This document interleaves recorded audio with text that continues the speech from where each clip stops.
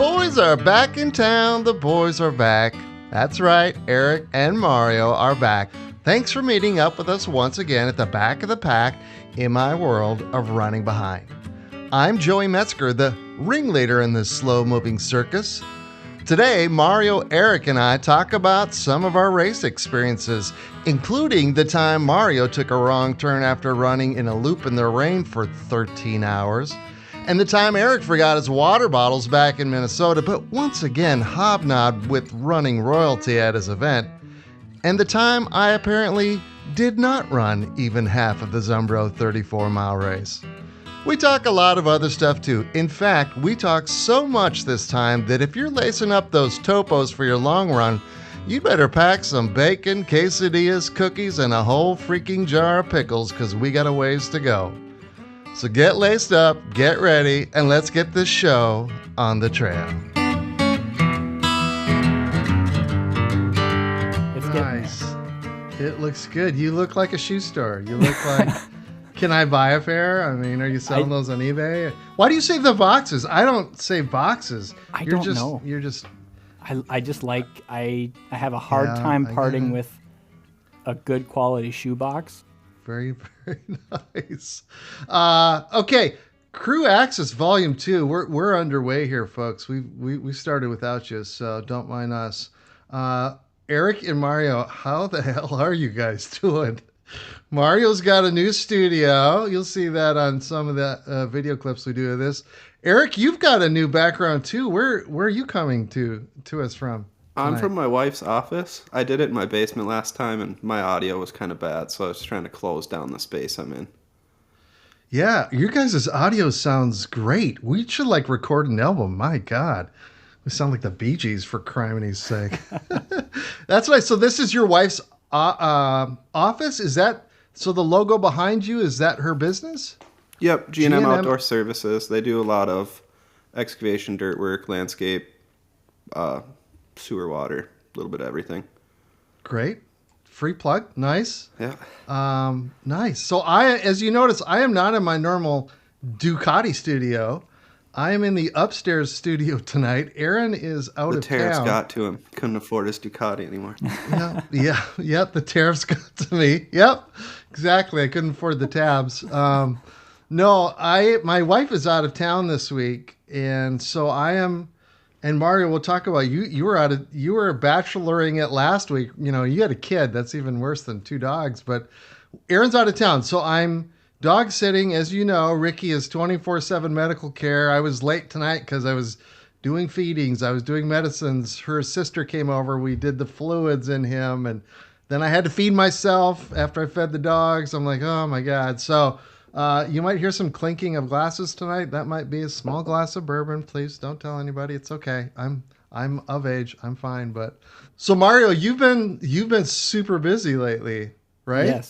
Yes, I have been. I had the opportunity, as I like to call it, to put new floors in my entryway and laundry room after my utility tub flooded.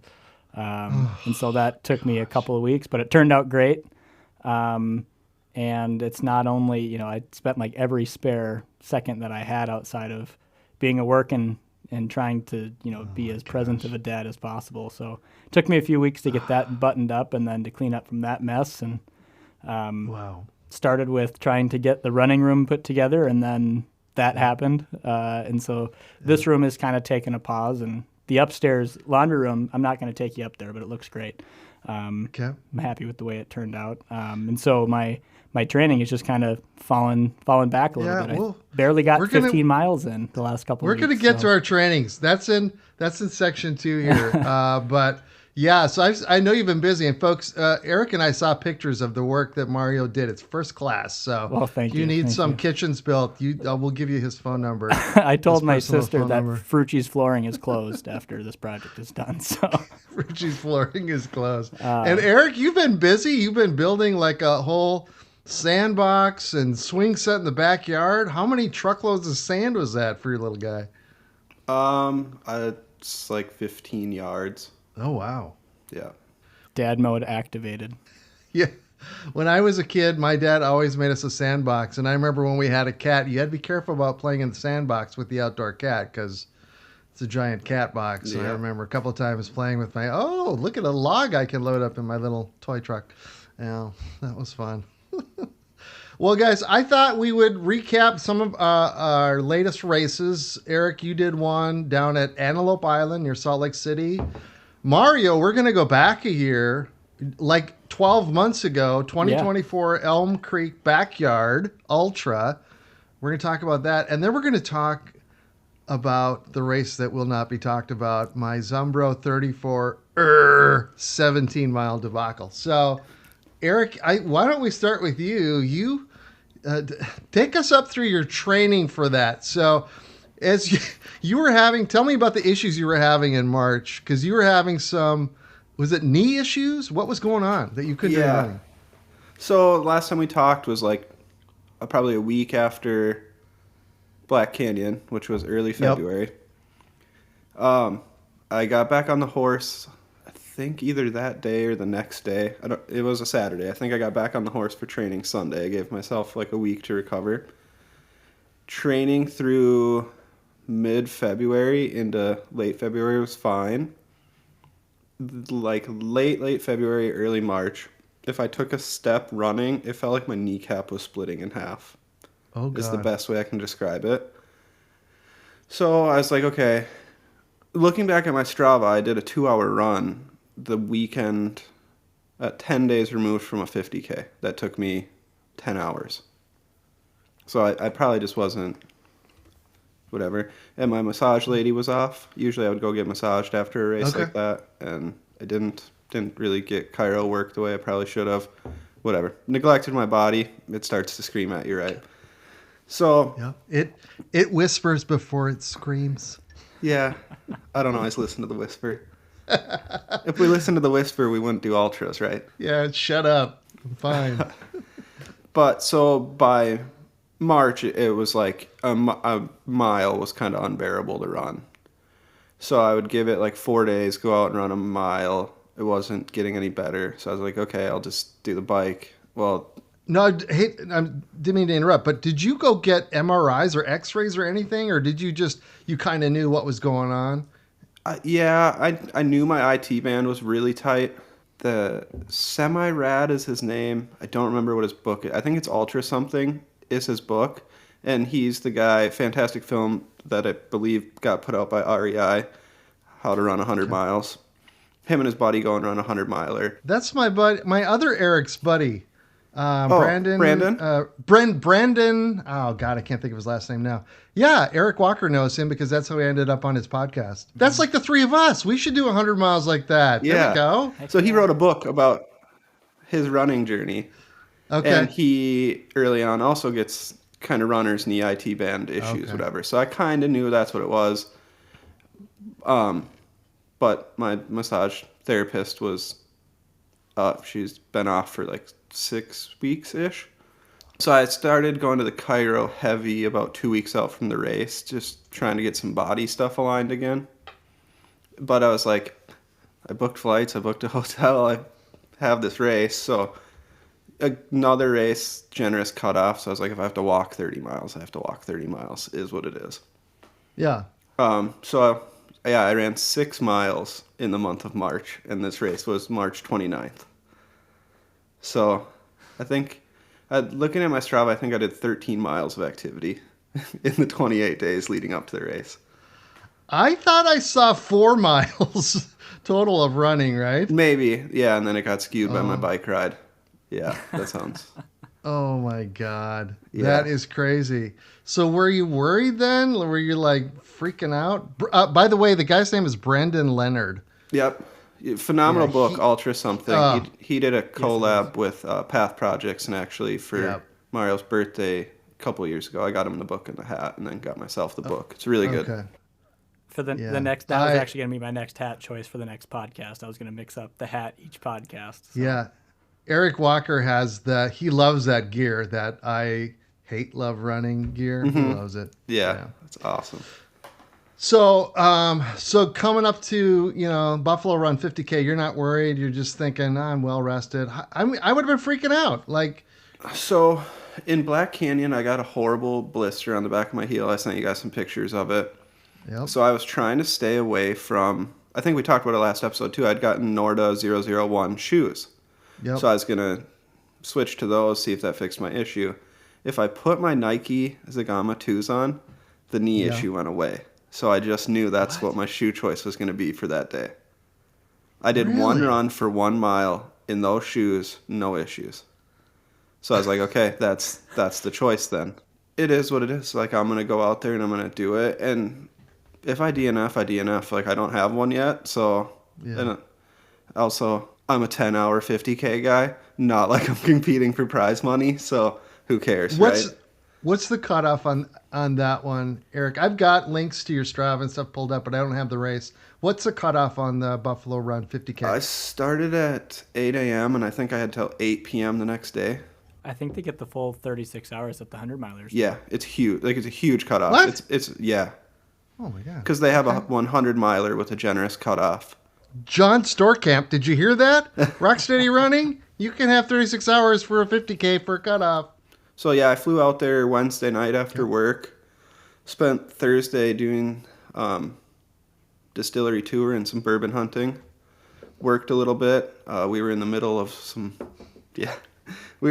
some political lobbying at work, so I got involved with that. So while I was out in Utah, I'm writing letters to You're senators. doing political That was lobbying while interesting. you're in Utah for your job back in Minnesota. Correct, yeah. All right.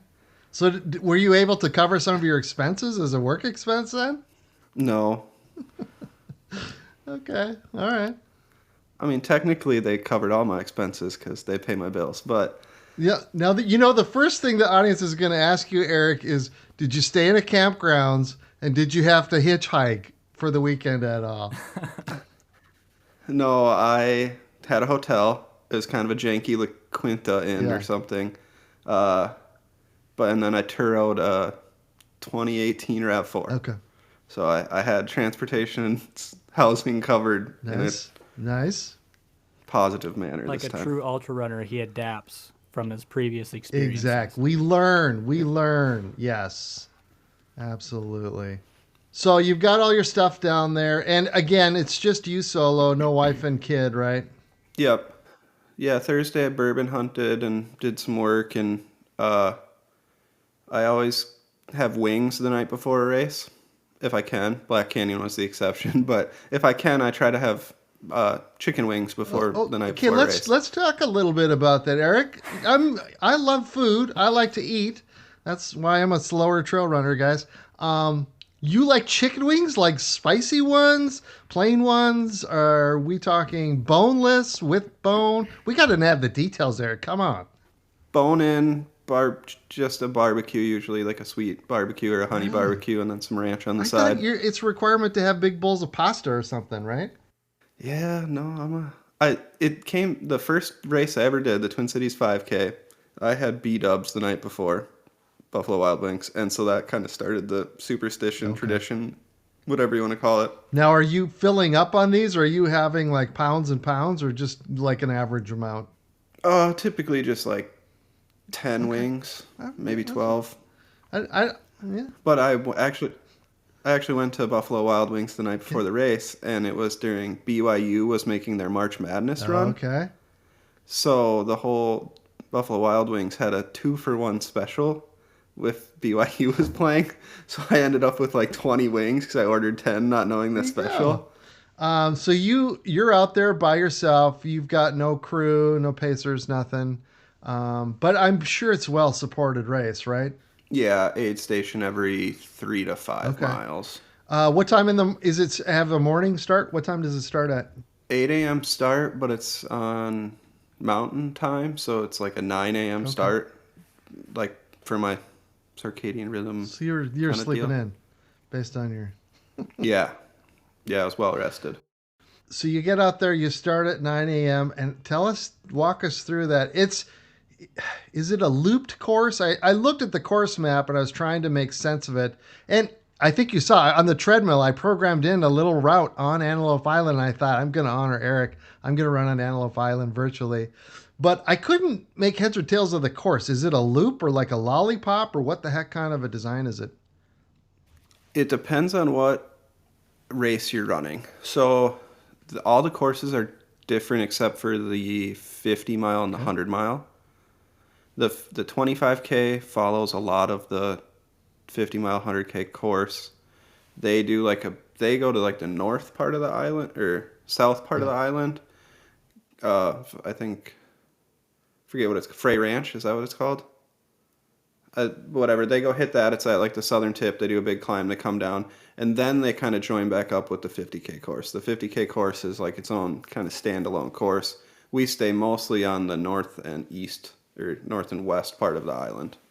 So first, just getting to the race. So you're in I was in Layton, Utah. It's the equivalent of being in Plymouth to Minneapolis. I mean, you're in the suburbs. Except for Utah the Wasatch is right there. So you're seeing these huge snow-covered peaks, beautiful, whatever, and then you drive 2 miles out into the middle of Salt Lake City, or in Great Salt Lake, I mean. It's an island in Great Salt Lake. So you're on a bridge kind of thing for 2 miles. It was really crazy. And then you get out there, and it's a completely different landscape.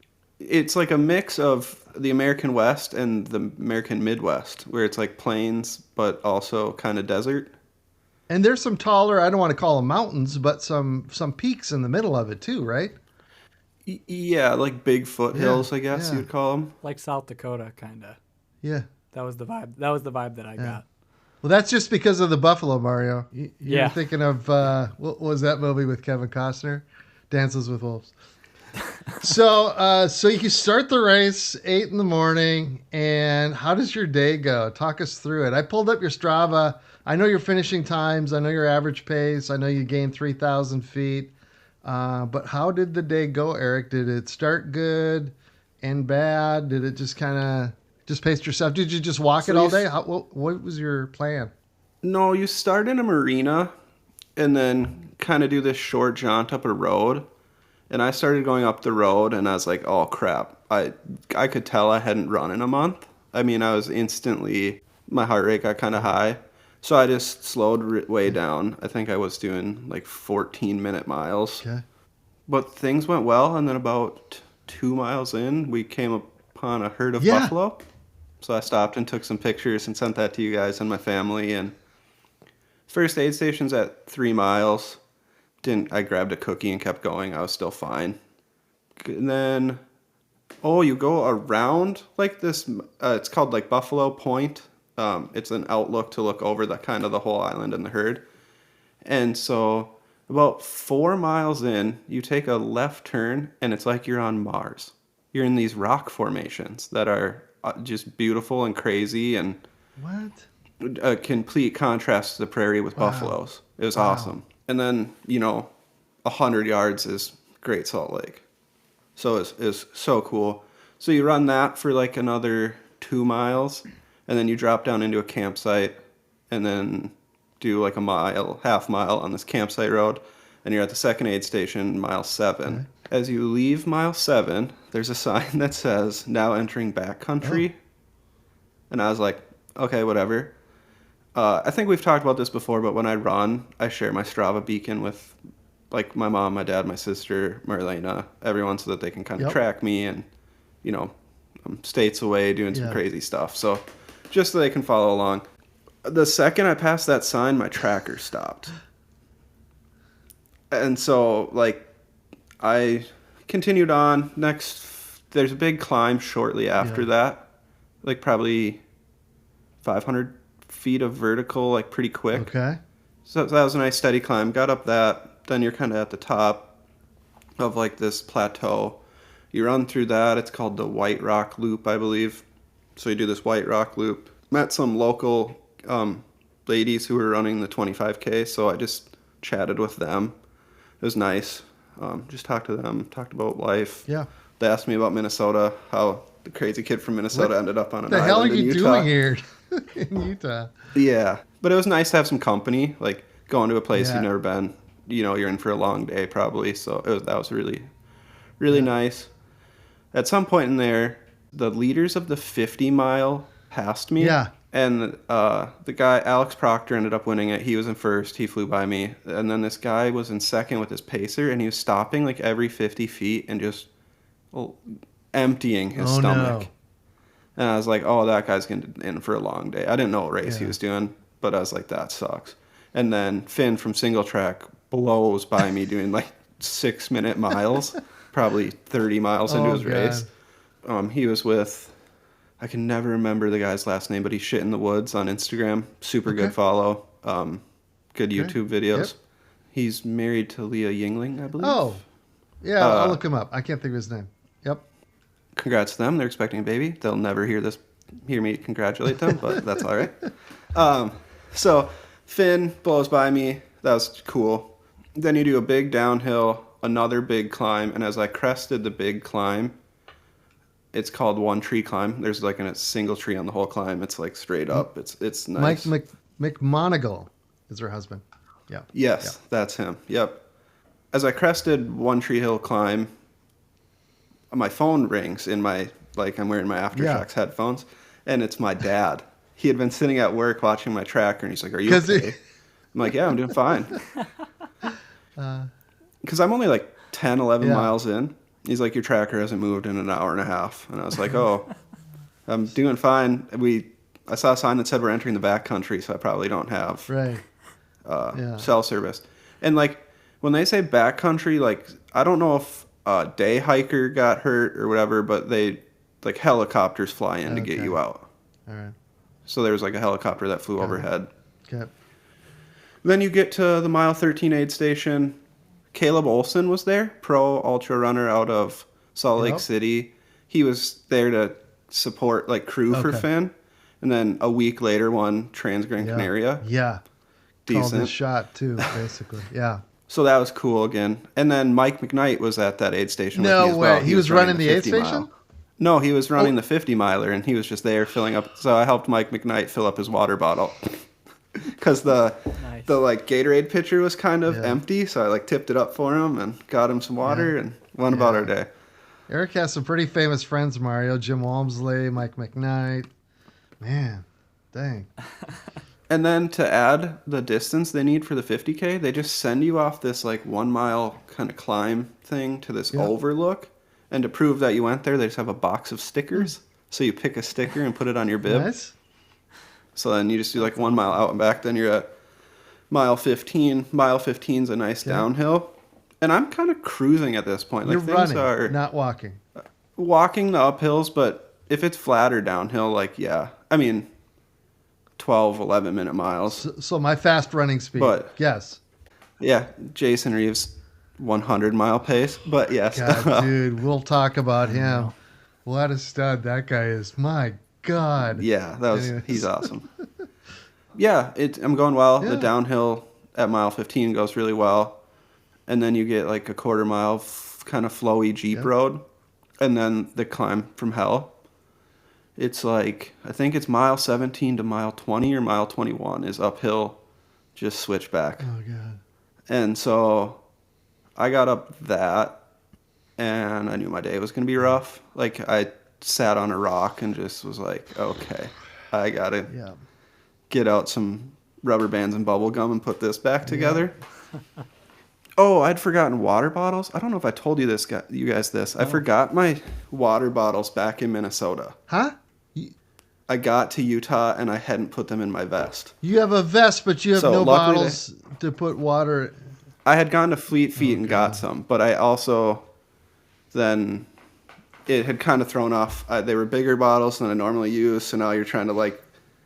I ended up using Tailwind after not using Tailwind for like a year. Why? Why did you use Tailwind all of a sudden? They had it at Fleet Feet, and the math worked out better on the water bottle size. Okay. I don't know if my nutrition was super bad or if it's the accumulation of a lot of 50Ks for a guy who's not a super strong runner and then a month off of running, basically. So after that climb, I'm like, oh, crap. But had my little pity party for like a minute. ran the next 2 miles, get to the aid station at like mile 25, but then, or no, mile 22 or 3, but then it sunk in. This aid station was a half marathon away from the start line when I first got to it. And you're just backtracking. So I have a half marathon to go. So I'm like, oh crap. But honestly, everything goes pretty. I start to slow down, definitely. Everything goes pretty well till I get back out of the back country. So then you're at mile 28, mile 27. Kind of try and piece it back together there. I just sat in like a random chair at the aid station, but it was one of the spectators' chairs. So he's like, oh, hey, we're actually leaving. Like, I kind of need my chair back. And I was like, oh, shoot. Okay, here you go. Which was kind of the kick in the butt I needed. Like, okay, get up, get out of here. Like, let's get this thing done. That's when I kind of just, I walked it in for the last 7 miles. I tried to run where I could, but my feet just had kind of gotten soft in the month off. So the bottom of my feet were hurting. I got to the aid station at mile, I'm trying to think. I think this race ends up being 34 miles. Okay. Like Zumbro, 34? 33. So the aid station's at mile 30. I felt horrible. I assume I looked horrible. No one at the aid station said a word to me. And I was the only person there. I mean, it was just me. And they were just sitting around talking. So I was like, okay, can I get like some water? And then I grabbed a cookie again, and I was like, it's 3 miles, whatever. So I tried to run as much as I could, and then there'd been these 2 ladies who had been kind of running behind me all day, and so my goal was to try and stay ahead of them. And they caught up to me, and they were like still chatting, and I was like, oh, whatever. But so I ran with them for as long as I could, and then they kind of hammered down the last 2 miles and did what I could the last 2 miles, and got it in. Very respectable, Erik, especially for being injured and not running a month. I've got your Strava pulled up. I'm looking at it. Yeah, I see that section in the middle where you're climbing some, and you got your 24-minute miles. That's probably your pity party. 23, 26-minute miles. But then I'm like, oh yeah. Then you picked it up, and those last couple of miles, that last mile and a half, you were moving. So you finished 33 miles is what it says on Strava was your total distance. And you finished in 10 hours, 47 minutes. Very respectable. That would have made the cutoff at Zumbro 34. You would have made the cutoff. That's under 20 minute per mile average, which is great. You gained 3,000 feet of climbing, so that's good. So my goal was to go sub 10 hours, and I had to reframe that pretty quick. So, but I was happy to get it done in under 11. So that kind of became the goal for the day. The only thing I'm disappointed in with you, Erik, is that you came in 125 out of 131. If you could have just slowed down a little bit more, you would have made the DFL podium. Come on, 128. Let's do it, 129. When they posted results, I actually did go look to see if I was DFL. Because, like I said, the only people I'd seen really from my race were those 2 ladies behind me, and they passed me. And I was like, oh, this will be a great story. And then I was like, oh, I didn't even make the podium. I'm really proud of you. I mean, you've done 250Ks now. And Mario, what the hell have we done this year? I've done nothing. I tried to do something. I've done nothing. Erik's done 250Ks already. Criminies. We got a lot of catching up to do. You enjoyed the experience, Erik? Would you go back and do it again? Yeah, it's beautiful. I mean, it's just a landscape we're not going to get in Minnesota. Right. And then the lady, I have to shout this lady out. So she's actually an iFit instructor. So maybe you and Jason might know her. She might Miss Ash Kickin, Ashley Paulson. Yes. You tell the story. You tell the story. I already know it, but this is phenomenal. Tell the story, Erik. So I'd actually run with her at Black Canyons. She has like bright pink hair and has a bright pink vest and bright pink shoes and bright pink shorts. I love her. And she was crewing one of her friends to their first 50K at Black Canyon. Most like positive, awesome person. Didn't know who she was, but bright pink hair like that, it leaves a lasting impression. So when I'm at the second aid station, I'm at mile 7. She comes in on her third loop. She's doing the 100 mile. 100 miler. Yep. Yep. And she looked fresh as a daisy and just still as genuinely nice of a person. Like so respectful to the aid station people. And she leaves, and the aid station people are like, do you know who that is? She's killing everyone right now. Like, she was smoking the field. Yep. And then I actually saw her again when I was at mile 31. She was starting her 4th loop. She's like, the aid station's just right up here, right? I'm like, yeah. And she's like, good job, you're doing great. Like, barely out of breath. Well, not even out of breath. Smoking it. Again, just super nice person. I think that just speaks to the ultra community. Trail running community. Definitely. Later that evening, I'm in the hotel crying because my body's in so much pain, and I see Buffalo Run Adventures post this. Breaking news of the phenomenal kind. This lady, Ashley Paulson, just destroyed her old course record for the Antelope Island Buffalo Run. Old record, 18 hours, 26 minutes. New record, 16 hours, 13 minutes. She dropped over a minute off her average mile pace for 100 miles. My God. That is wild. I mean, the kicker of the story, guys, is, and maybe you know this, Eric, I don't want to steal your thunder, but she took first overall, guys. Yep. She beat everyone there with that time. Not only that, an hour ahead of the next competitor and over an hour ahead of them. I'm so glad you brought her up, Eric, because I had her in my notes to bring up. Yeah, she's absolutely just this ball of pink energy, positivity. And sometimes I follow her on Instagram. Sometimes people are just cruel. People are just mean, and they give her crap and stuff. And she's just so positive. You know what she's doing right now? No, but she may have 50 finished miles on the treadmill. Have you seen those posts? No. Good God. I thought I could do it. Well, she probably does them in the time that I do 20 miles on the treadmill. So I'm right there with her. I'm just slower. But she, I think she completed it, and I haven't checked all the results. 7 marathons in 7 days on 7 continents. Oh, really? Yeah.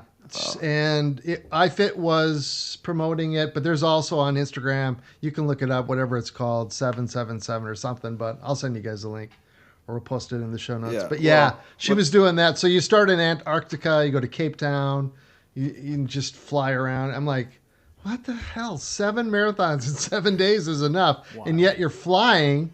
Think about how long it takes to fly from continent to continent. And the recovery issues with the How are you recovering? Yeah. I don't know. So I was so impressed to see how she treated everyone so kindly with so much respect. I mean, she was nicer to me than the people at the aid stations were. Yeah. It's like, this is crazy. And so to see that she did that, and I have no doubt she can do 7 marathons in 7 days. Yeah. On the iFit program, she's of course very positive. To know that she's that way in real life, I'm going to do one of her workouts tomorrow. And she goes by Ash Kickin' on Instagram. So good experience. You loved it. You had fun. You'd go back. Would you do the 50K or would you do a different distance? I would maybe do... I'm not ready for a 50 miler, I don't think, but I would go do the 25K to see the different part of the island. Okay. Finn from Single Track's actually taking it over next year. Yeah. So it'll be a new kind of organization, new race director. Okay. All right. Having done 2 races in 2 other states, I think that the Minnesota trail running race directors and community and the volunteers they have are second to none. Right? I think about... I haven't done Mandy or Bill's race, but the way you and Jason talk about her and Bill and their races, I've done St. Croix Running Company, I've done Wild Adventure. What's the Wild Duluth Race Company, Mario? Something Adventures? Yeah, Running Adventures. Running Adventures, and I've done Rock City Running, and all those race directors sit around and cheer on every runner. They celebrate last place, they celebrate first place. The volunteers at every aid station, what can I get you? What can I do for you? You just don't get that everywhere. And so I just want to shout out those race directors and the communities that they've fostered in our state. I think we're very lucky. Yep, we absolutely are. You're absolutely 100% right. Not that these other races have bad people, but we're just so over the top with our races in Minnesota. Yeah, everyone was good. Sure. And the trail running community translates to every state I've been in. The runners themselves are there to help each other out and whatever.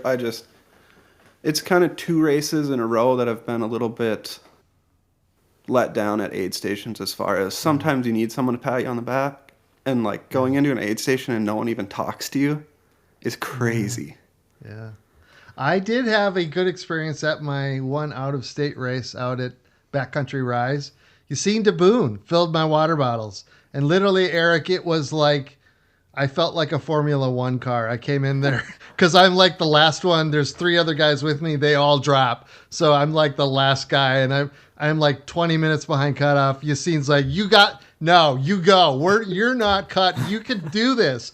And they're like Formula One car, and they're filling my water. What do you need? What do you need? I got you. And I was just like, they were great. But yeah, Minnesota, can't beat it. Mario, we need to hear from you. So, I'm sorry, Eric, anything more on your race? I don't want to cut you off. No, that's all I have. All right. Mario, let's talk about the Elm Creek Backyard Ultra. That's super popular, by the way. It sells out pretty quick, right? It does, and the year that I signed up for it, I think it was the third year that they had done it. The first 2 years there was a really small field, and the year that I signed up for it, so I don't know exactly when registration typically opens. I think it's pretty soon after the race. I want to say it's like June 1st or something that they open up registration for the next year. But it does fill up quickly. The year that I registered for it, just before Thanksgiving, I think. And I'm almost 90% sure I told Erik before I told my wife that I had signed up for this Backyard Ultra. I didn't say anything to anyone until around Christmas time. It was like a month I signed up for it and didn't make a plan. Didn't really have any idea of how I was gonna logistically make it happen. I just signed up. It was one of the most impulsive things that I've ever done. But then from January 1st of last year, I actually started running to work every day because I live 1.5 miles from my office. And so I decided to start running to work every day in the coldest month of the year because why not? Yeah. And so I used that as training for the first like month and a half. And then I realized that I really do like going home for lunch every day to see my son and my wife. And, that's part of it. Part of one of the benefits of living close to work. So I stopped running to work, but I changed my training strategy to running around the fringes of the day. So after everyone was asleep, when all I wanted to do was go to bed, I'd go out and I'd run a yard. So I have like a 2.1 mile loop around my house. So I could do 2 of those, and that would be a yard, and then I'd go to sleep. So I would try to do at least a yard a day. And I don't know exactly when I decided to just go all in on the planning and the training, but I have like I emailed it to Erik and all the people that were in my crew, like a 5-page spreadsheet of directions, instructions, what the plan was on each loop, all the way up to, did I go all the way to 24 hours?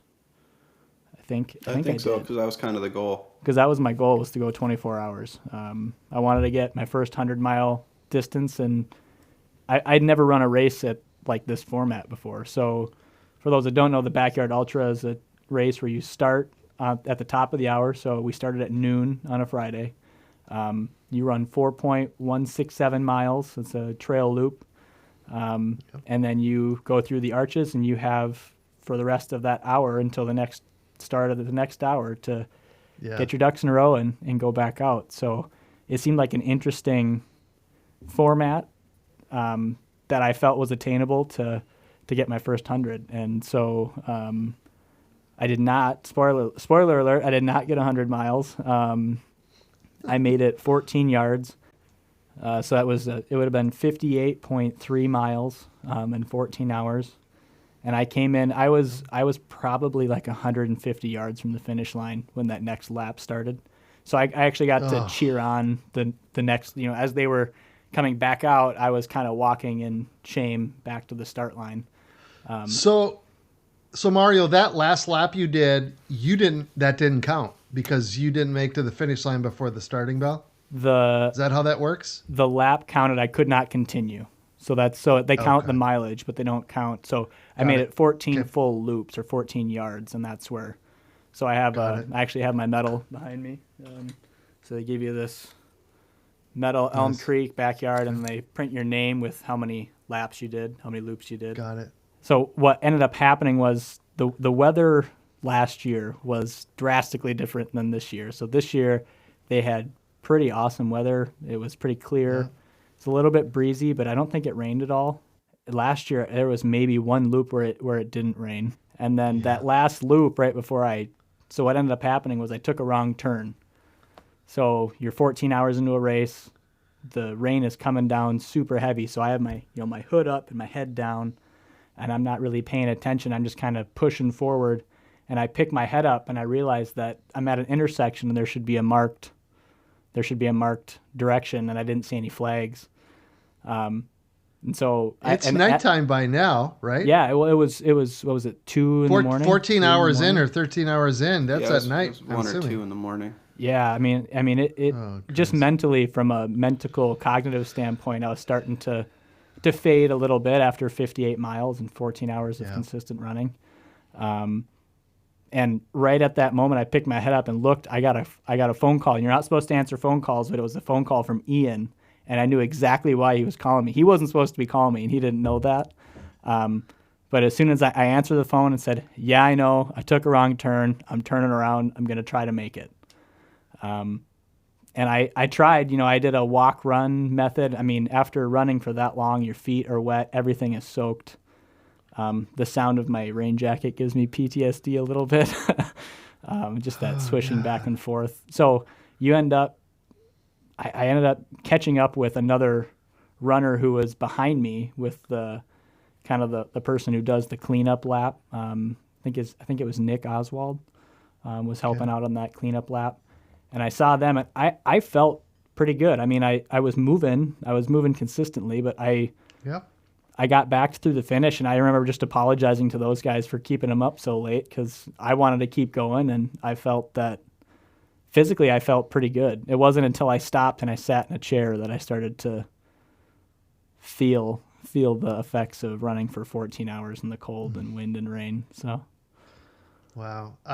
I have a ton of questions. Yeah. I have a ton of questions. Erik, maybe you already know about a lot of this. I don't. So I got a ton of questions for you. I'm looking at, so guys, by the way, I'm going to give you these stats. So Mario ran for 14 hours straight. That is crazy. Now think about this, Mario. My guest last week, Jason, ran for 32 hours straight. And at the end of the day, I forget what his pace was, but he was running up until the very last lap. He was running. Can you imagine? You did it for 14 hours. I can't imagine going 14 hours. I can't stay awake 14 hours, just freaking like normal life. But so you went 14 hours, 58 miles. You averaged under a 15-minute mile pace. Well, I may have to let my dog out. You gained over 5,000 feet of elevation gain. That was sneaky. Yeah, right?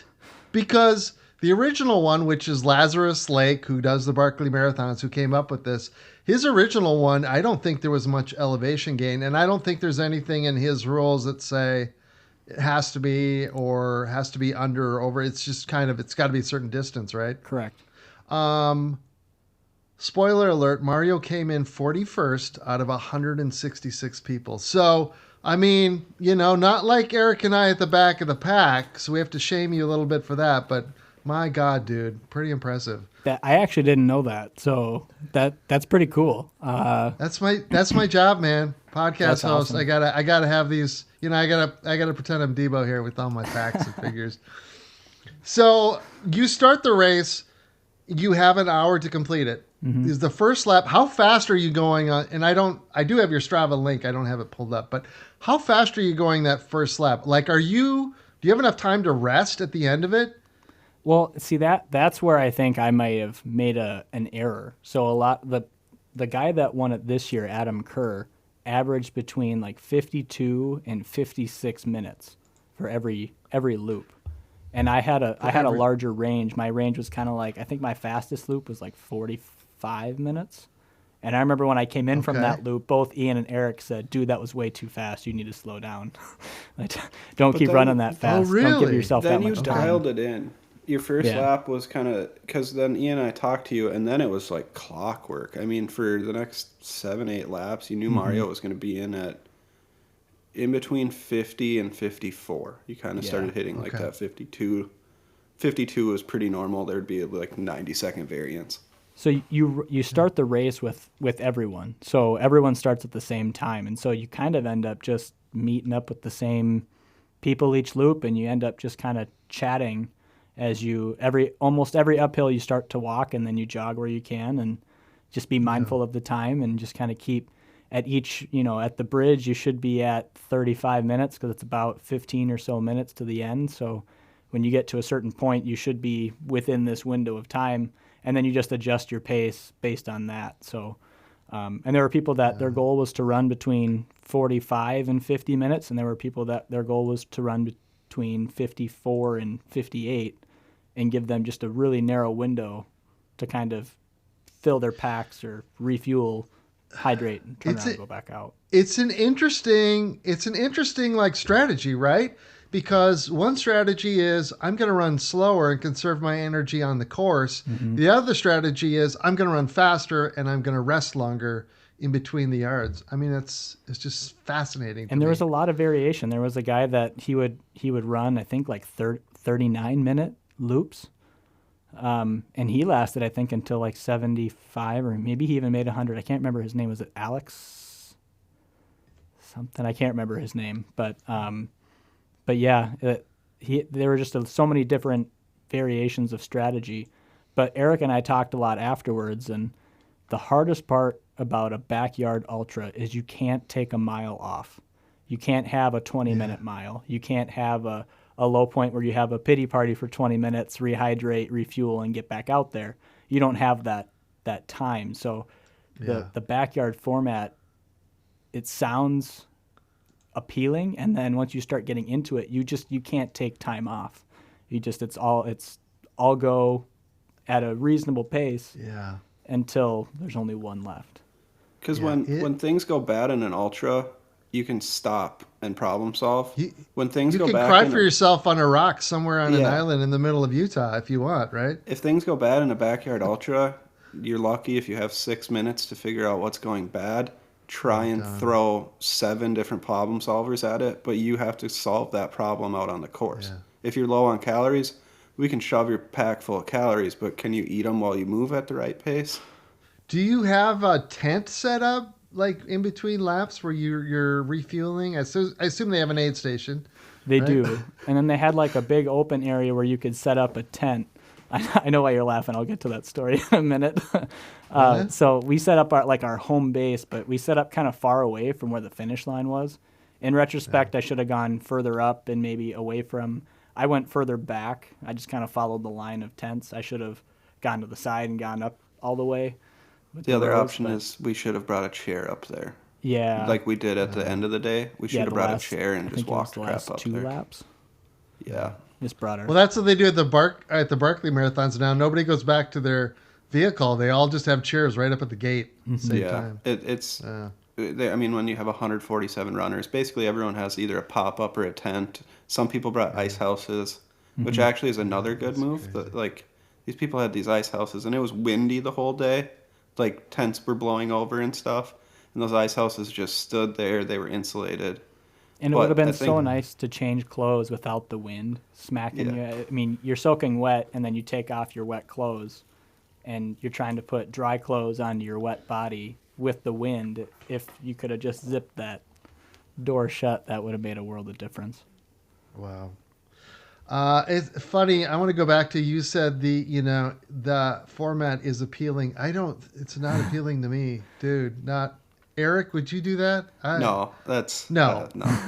Maybe there's something wrong.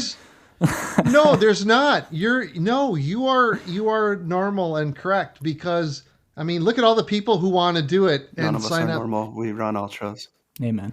Yeah, it doesn't appeal to me, Mario, because it's 4.1 miles in an hour. That's 4 miles an hour.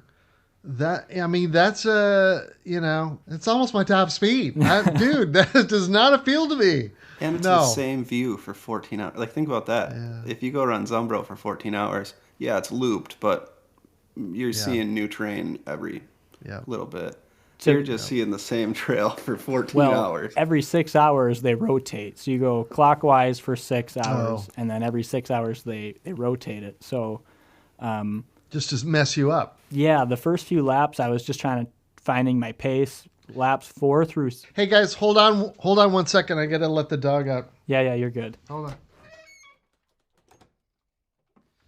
Ricky had to go potty, so all good. Everything stops. How's our boy doing? He's doing good. He's doing really well. I'm just so happy. Aaron's been gone, and it's always, you never know with him if he's gonna want to eat one day and not the next.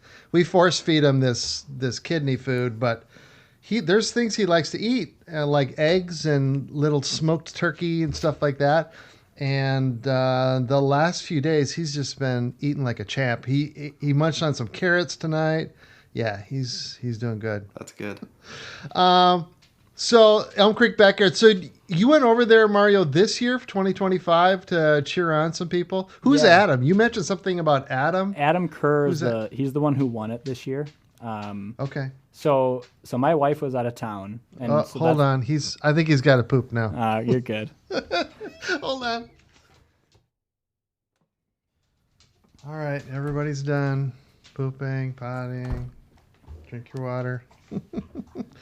So 2025, you go back out there. Adam, do you know this Adam who won it? What's his last name? Adam Kerr, and I don't know him, but funny story. Okay. So my wife was out of town, and I picked up my son from school on Friday at right about 10:30. We were going to go down, play at the park, because last year when we went, it was raining and wet, so he couldn't really play at the park. And he's been talking about this because Mom was gone all week. And come Friday, he was in a I don't want to go anywhere mode, very not in a rush to get anywhere. And so I kept trying to poke and prod him, hey, let's go to the park. Let's go do something fun. Yeah. Go to the race. Remember when Dad did that race last year? And I finally on Saturday evening convinced him it was time to go to the park without I didn't want to just drag him to the park for my own personal, we have lots of things we could do around here. And so Saturday night I go down there, and I haven't really been on my phone much because when I'm around him, I don't want to be locked to my phone. I've even asked him if he doesn't like it when we're on our phones. So I try to put it away when it's just us. And Claire called me and said, they're still going. They just started loop 31. There's 2 guys left. And I was like, wow, man, I hope we can get there in time. And then he wants to walk up. So we get to the park, play for a little bit, and we go on this big, long walk. And I think the race is probably over because there's not many people there. They open the parking lot back up, and we're standing there. And then the front runner comes running up the hill. And so we're cheering him on, saying great work. And Roy's clapping. He doesn't really know why, but he's clapping and cheering him on. And then the second guy comes up. And there's a woman across the trail, and she goes, that's my son, that's Adam.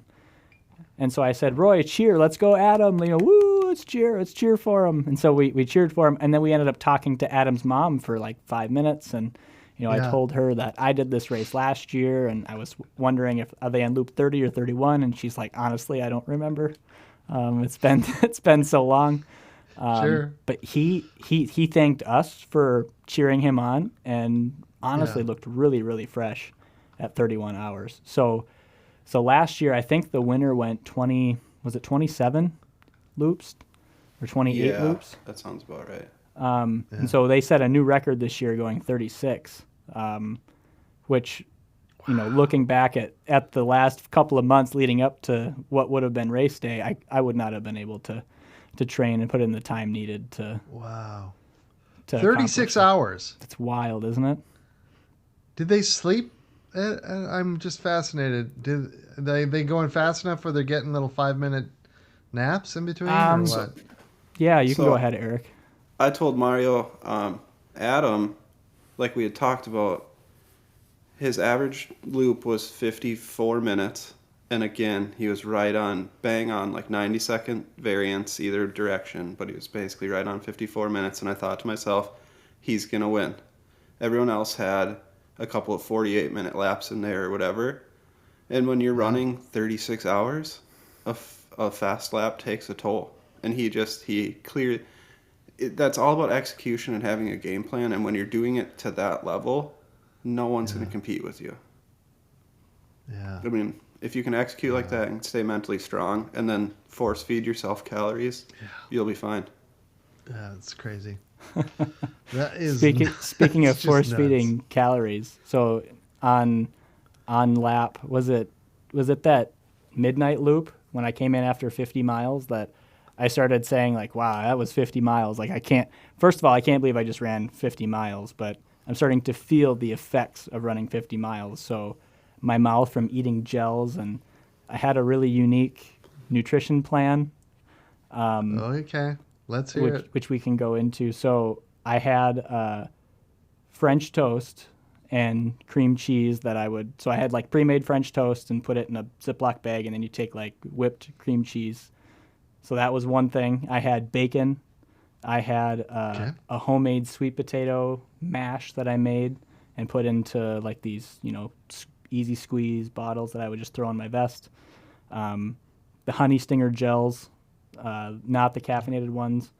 And then I had, did I have a whole jar of pickles? I'm pretty sure I brought a whole jar of pickles with, and then sour gummy worms.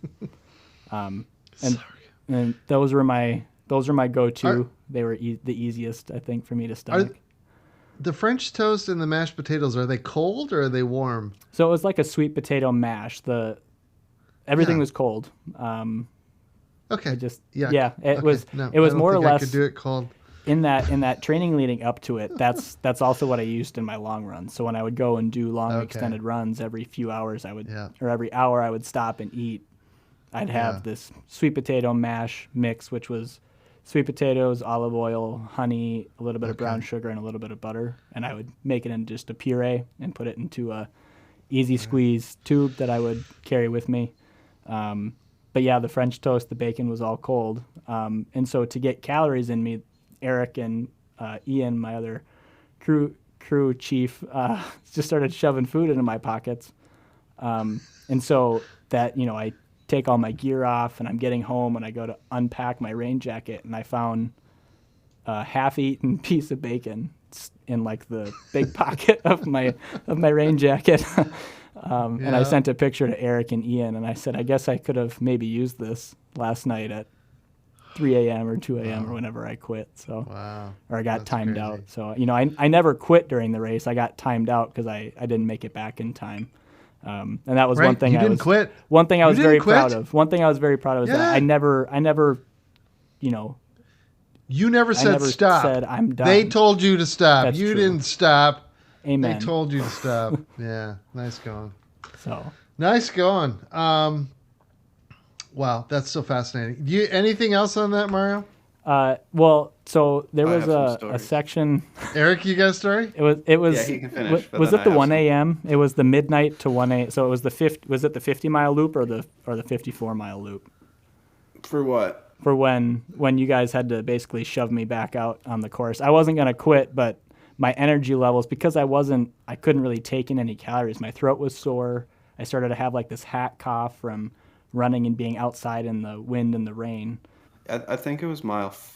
I think it was the 50 mile. It was the loop you timed out on that Ian literally like grabbed you by your jacket out of the chair and threw you towards the start line. Grabbed me by my shoulders and my jacket, lifted me up and turned me and just kind of like gently pushed me towards the start line. Yeah.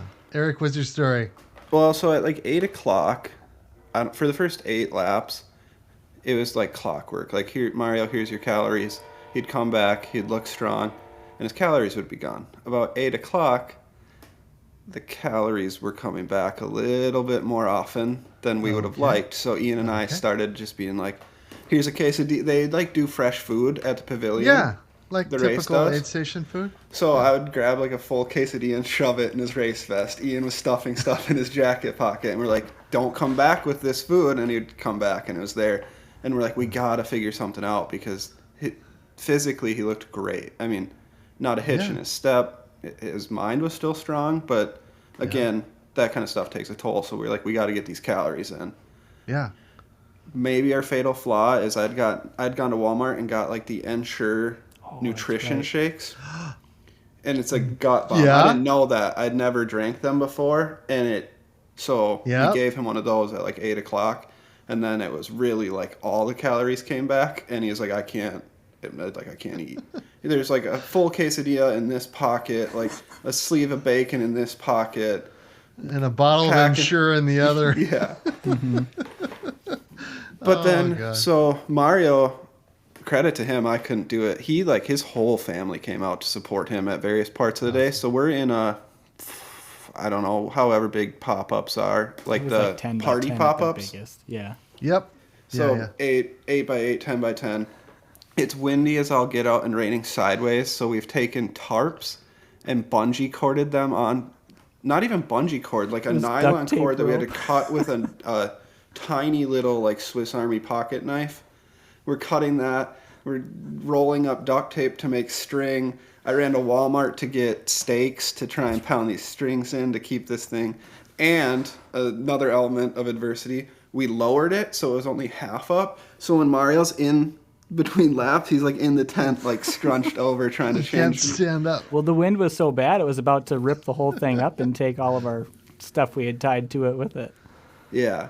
But so like, I mean, his mom and dad were there. Roy and Claire were there. His little brother, sister-in-law, and they were all there at various stages of the day or whatever. But his dad stayed basically the whole time. Like mile 51, Mario comes in, and like the lights are on, but no one's home. And so Ian and I are just like, oh, you got this. We're shoving food everywhere, blah, blah, blah. But he walked in, and his dad looked like he had just left World War II battlefield. He's like, that's my son. And so, like, we're being all positive, and we push him off, and he's like, I'm glad you guys were here. I wouldn't have known what to do. You guys just loaded him up and sent him out. And so, if you're doing a backyard ultra, maybe don't bring your parents. They might see you in a state they don't feel comfortable with. Yeah, if you do run a backyard ultra, have someone there like Erik and Ian as your crew chief. Yeah. So that way they can just, tell you what you need to hear and give you what you need. It's kind of like you gotta, like working in the ER. It's not for everybody. It's like you gotta just go, yeah, you're fine. Nope, this is what you gotta do. You gotta get through it. Keep going. Normal people, we're not normal people for trying these things. Normal people don't get it. The other thing that's cool about those events is a lot of people did stay around in the 2024 version, even though it's raining sideways and windy and whatever. And so as people drop out, your crew size starts to like double and triple, or if you need something, other people will offer it. Like people are there to watch other people reach their goals. And Mario and I also talked about if you can do 14, 13-minute miles for a 50K or think you can, and you want to go run your first 50K, it's a super safe environment to go try and do that kind of stuff because you're getting 8 every 4 minutes or every 4 miles. Mm-hmm. So there was a lot of people who went out there and they wanted 6 loops they wanted 7 loops or whatever, or they wanted 12 loops. And so you don't get the time to problem solve quite as much as you do in an ultra, but there is more structure there to allow you to kind of chase some distance goals in a very safe environment. Mm-hmm. I agree. Even better than that for me, I like the timed races. And I'm going to get to the fans race here in Bloomington. I want to talk about that a little bit. But those 6-hour, 12-hour, 24-hour, that's just perfect because it's like you don't have to worry about getting 4.1 miles in an hour. You could do 3 in an hour and then go faster the next one. Mm-hmm. It just takes the pressure off of having to complete it in that hour. But same kind of concept. Run as much as you want. Who puts on that race, guys? Elm Creek Backyard Ultra. I don't know. It's not like one of our major race organizations. I don't think, is it? No. But they do a good job. Obviously, they do a great job, whoever they are. Yeah, Eric Borer is one of the race directors. And Jameson Swift is friends with them. Okay. He's kind of loosely affiliated. You know what kind of... Oh, that's someone I didn't shout out was Jameson Swift for Minnesota Trail Community and Events. He does awesome. But very... Fantastic. I mean, same quality aid stations and support as you get at Fire Tower, which that's a very well-run event. Yep, absolutely. But this was my first type of event where it was mostly time oriented. I mean, there was a distance factor. You had to cover the the 4.1, but I've never had a race that is open ended with a time or like I've never done a 6 or 12 hour race. So, Yeah. I think that's probably something that's definitely on the horizon. I know you were going to talk about fans here, Yeah. so Yeah. we can dive right into that if Fans. you want. Well, I should talk about my I want race. to hear We're about going to use Yeah. race in quotes. It won't take long because, spoiler alert, I didn't finish. You finished a loop. So, Zumbro 34, as we started this podcast this year in 2025, I talked about doing the 50 mile. I'm glad I didn't try that. I dropped down to the 34, and I thought, what was the cutoff? Is it 13 hours? No, it's 11 hours. 11 hours is the cutoff. And it starts at 7 a.m. You have to be done by 6 p.m. All the races have to be done by 6 p.m., so it's just one cutoff. And I thought, okay, all right. I'd heard some horror stories, and I thought, oh, that's probably the muddy years or the blizzard years of Zumbro. I knew there'd be some climbing. It's southern Minnesota. It's kind of like whitewater. I'm like, yeah, there's probably gonna be some climbing. Oh my God, guys, there was a couple hills that were just. You heard my podcast with Jason. It was fun because like he's talking about the hills. I'm like, oh my God, that hill was a nightmare. I don't understand how he did it 6 times. I honestly don't. So my day. So as you know, you saw I kind of talked about it in my solo pod previously, but I haven't had a great time training. Like Mario's, like life is just busy, work and dealing with Ricky and just other stuff. I just haven't had a lot of time to train, and so I'm not down to 4 miles a month like you, Eric, but still wasn't a lot of mileage. I just wasn't well prepared, but I thought I can get my way through 34 miles, 2 loops. I can do it. And so I got down there. I've got the camera. I've got all the gear. I had the drone. Here's a funny thing. I've got the drone in my backpack, and I'm like, okay, if I get the right spot, I'm going to fly this drone. And I had emailed John Starkamp. I'm like, are you cool if I fly a drone? He's like, yeah, sure. There's no regulations here. You can do that. Guys, I never put the battery in the drones. So, I mean, it kind of gives you a hint to like, oh, my day when it's kind of like Erik without his water bottles. I realized when I finished that first lap and they pulled the plug, I pulled the plug. I took my drone out and I'm like, oh shit, there's no batteries in here. That was fine. That was the least of my worries. So the race, I'm there, plenty of time, get set up. You know how sometimes you get to a race and it's like, oh my God, I've got 7 minutes to get all my stuff. I had plenty of time, so I was relaxed, got my bib, got everything ready. Tried to send a message to Aaron. I think I sent you guys a message, took a photo. I'm like, okay, all right, I can do this. And the race starts, and I feel pretty good. I'm like jogging out. I'm like, I'm not at the back of the pack. I'm somewhere middle to the back. And, but then I'm slowing down, taking my time. And it's going pretty well. First climb starts, and this guy I start chatting with the guy next to me. And I messaged you guys later, and I'm chatting with this guy, and he's an older guy, but he's like, he doesn't look old. He's like a little bit older than me, not a lot older. He's 63, and we're chatting, and he's like, yeah, I've done the longer races, but I just thought I'd do the 34 mile today. I'm like, oh, have you done the 100 mile? Oh, yeah, many times. I'm like, oh, you've done multiple 100 miles. He's like, I have finished over 125 100-mile races. So I'm like, what? Who are you? I'm John Taylor.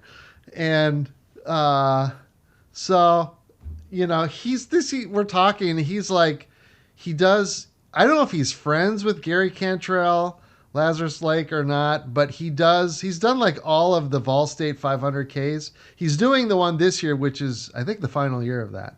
I saw some notice. I think it's the final year they're doing it. He's doing it this year. He's done like all of those. He volunteers at Gary's Laz Lake's events a lot, I guess. So, but yeah, we were having a great conversation, and we're getting close to the top, and I stopped to take a photo. He's like, I'm going to head out. And I'm like, okay, all right. And off he went.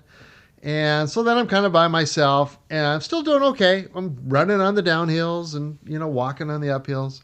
And a guy pulls up next to me, a guy and a gal, David Shannon. And I end up running with him and Molly for 9 miles. and we just chatted, guys. You'd really like Dave, and I chat with Molly too, but mostly it was Dave and I. He talks a lot, and I talk a lot, so we were just chatting. Well, he's like best friends with John, so he does all these races with John. I'm like, yeah, I met this guy, John. He's like, yeah, I stayed in his camper last night. Yeah, he's my buddy. They do all these crazy adventure races, like they did not the Antelope Island, but the Antelope Canyon race, which is in those slot canyons down in Utah. Him and John did a 50K that took, I don't know, they took 20 hours or something. It was just crazy. Climbed through these slot canyons, and it's just crazy stuff. But yeah, so, and he's done 100-mile races, and he's done a ton of stuff. And he's my age. He's 60, I think, 60 years old. I'm thinking, well, I'm not that old. Why the hell am I so slow? How come these guys are doing 100-mile races? I got work to do. But so yeah, I ran with him for a long time with Dave and Molly.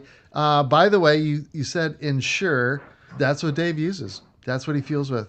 We got about 3-4 miles in. He's like, oh, got to pull out my fuel, and he pops open a bottle of Ensure. I'm like, what the? He's like, yeah, this is what I use. This You works must have great. an iron stomach. Well, I suppose it's like anything. You train with it, you train get with used to it, it, yeah. and yeah. He said it's just got all the right calories. It's just the right amount of fuel. So I'm like, oh, okay. Interesting. But yeah, so we're chatting, we're walking the hills, we're trying to jog on the flats, and I'm doing okay. I can tell that I'm like, wow, my cardio is just not, kind of like you did, Eric, at the beginning of Buffalo Run. I was like, my cardio is just not great. At probably about 10 miles in, I was like, you guys keep going. I'm going to get some filming done here. And I looked at my time and I'm like, it'll be close, but I think I'll get done with the first loop, well under cutoff. It's just a matter of how quick can I be in that second loop to get done before cutoff. So they take off and I'm going a little bit slower, but I'm going. And right before the 13.5-mile aid station, it's this long downhill. It's all like a gravel road, county road. And I'm jogging. My knee hurts a little bit. I'm just like, oh, okay, it's downhill. My quads are hurting. My knee's hurting a little bit because I'm actually running, pounding on it. I didn't think much of it. Knee hurt a little bit, but it's like sometimes my knee hurts. And I got to that aid station. I sat down. I started filling up my water bottles, and my knee was kind of hurting. I looked at it. Guys, my knee looked like it frickin' exploded. I'm like, what the hell is that? I'm like, it hurts, but what is that? Did I fall? I didn't fall. And so I'm like, is there any medics at this aid station? So they got a hold of the medic. He came over and he's like, oh, do you have a history of blood clots? And he's like, it looks like your bursa sac exploded and then a bunch of blood vessels exploded. And I'm like, is that bad? He's like, oh, you should get that checked out. And he's like, I mean, you don't have to have it checked out today, but you should probably get it checked out today. I'm like, so you're saying I shouldn't do a second lap? And he's like, I'm not going to tell you what to do. He's like, I think you'll be fine to run the last 3.5 miles or whatever it was to the finish. And I'm like, oh, okay. And so, now that I've seen it, now it hurts more. So I took off, and you saw some of my photos, and it just looked nasty. And it hurt. It didn't hurt like like somebody who tore their ACL, but it was like obviously hurting. But I ran, walked to the finish line, and I had the medic look at it there, and they're like, we're not going to tell you to stop, but you probably should have it checked out. I think they were just freaked out by all. So I was like, you know what? I still had 20 minutes to go for the cutoff. I said, it's just not. If my knee was fine, I'd be like, yep, I'm going to push it. I'm going to finish. Let's go. But I was like, there's no way with my knee like this I'm going to be able to push and get it done faster than I did the first lap. There's no way. So I pulled the plug, and it was fine. I felt bad a little bit about it because it's my first DNF. Here's the thing, guys. I went up to ultra sign up. I don't show up as a DNF. I don't exist. When that comes to that race, I looked at, usually here's all the people who finished, did not start. My name is just not associated with that race. John Storcat must have been so disgusted with me that he's like, doesn't he want my name? He didn't drop you on down to the race 17 result. mile or something? He didn't just like give you a No, 17 I mile checked the finish? 17 mile. And then I went to my profile page and it's like, nope, you didn't run that race. You didn't have anything to do with it. What are you talking about? Not only will he not give you a 36-hour cutoff, he's not even going to let you show up on his races anymore. Nope. No. Yeah. So, I mean, it was a fun day. Zumbro, I've got a lot of respect for it. There's a hill there, guys, that is like, it's all rocks. So you can't, there's a downhill that's all rocks. And I think I'll put together a short film on it.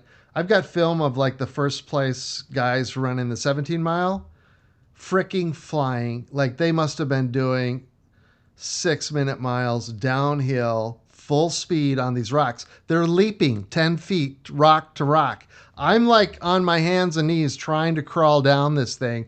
They're leaping and I'm like, oh my bleeping God, you guys are gonna die. I mean, it was just crazy. And then you finish that and right away there's an uphill that's just all rocks. And that was like, Eric, I had a couple stops on the way up. Like you, I was like, what am I doing? This is crazy. So there's a couple really nasty. And then I call it the pit of despair. Jason calls it the beach.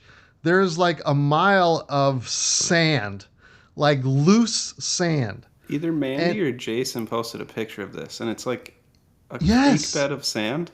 They call it the sand coulee. They Okay. call it the coulee. And it's this, yeah, it's just like you're at, the beach. And it's like after, 11 miles, the last thing you want is the sand to just slow you down. You can't run on it.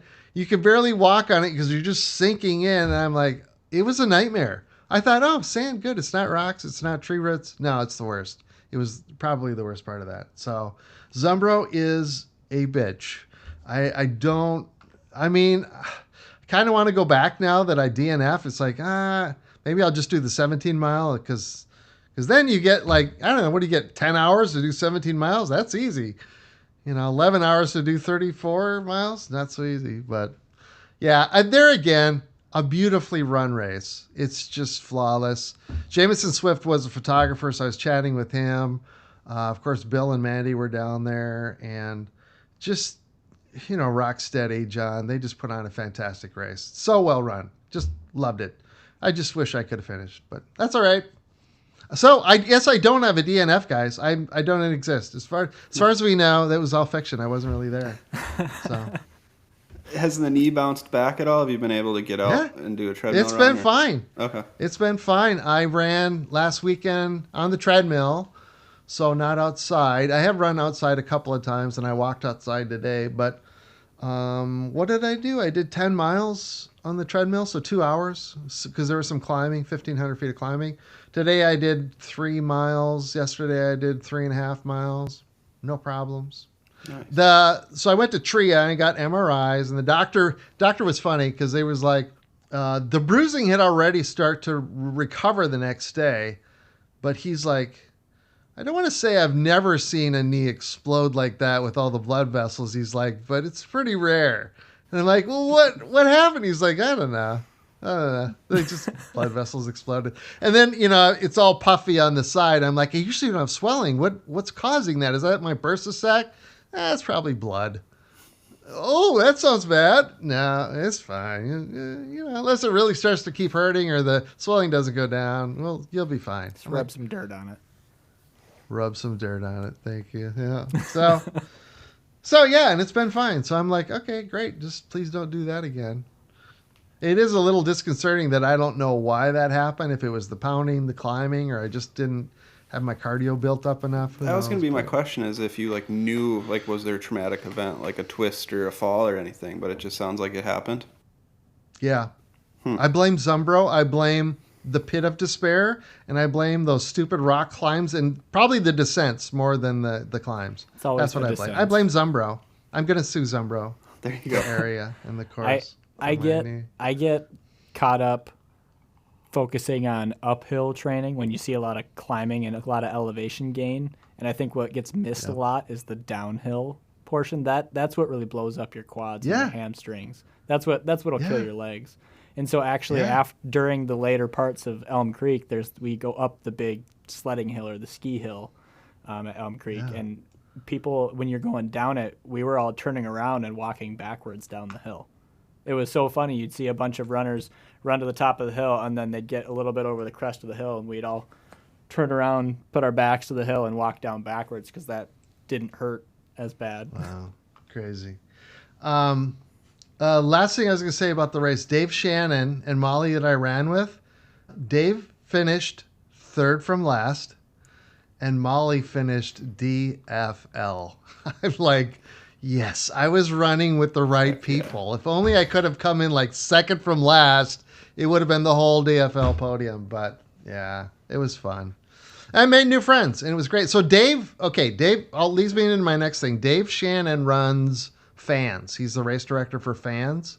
So that's in Bloomington. You probably heard of it. Courtney DeWalter used to run it a lot.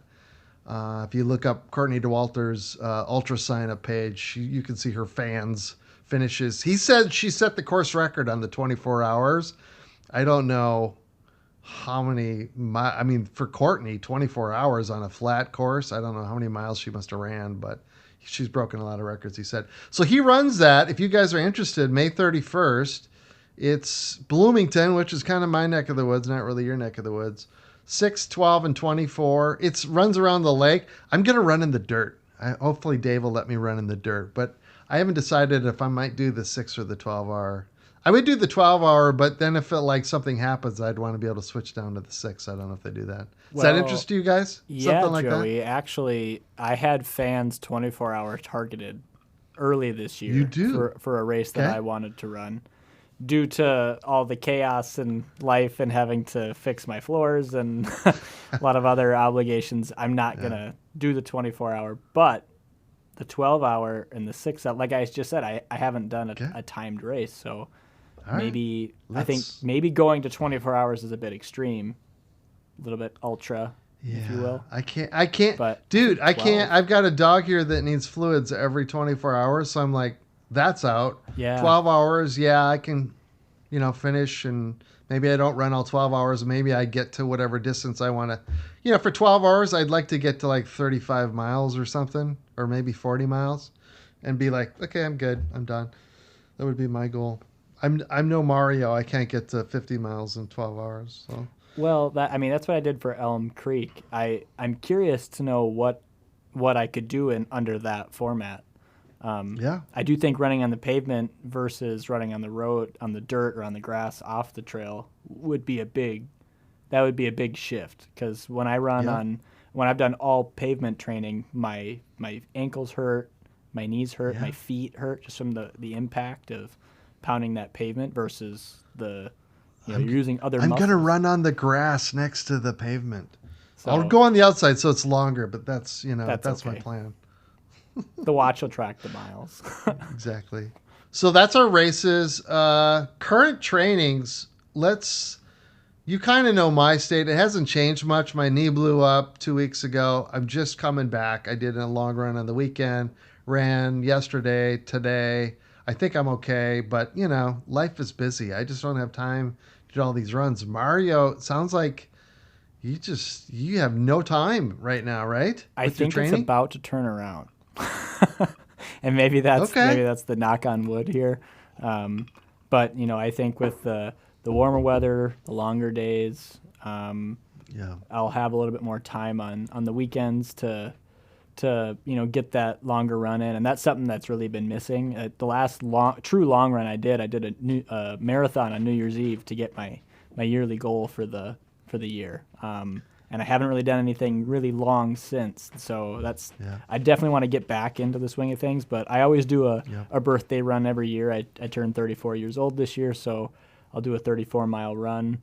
Last year I tried to make it my first 100-mile week, and I came up just a few miles short due to some other obligations earlier in the week. But I think that, I don't know if we talked about it last time on the last podcast, but I ran with Erik. We ran 20 miles on the North Shore on the Spear Hiking Trail to train for Wild Duluth.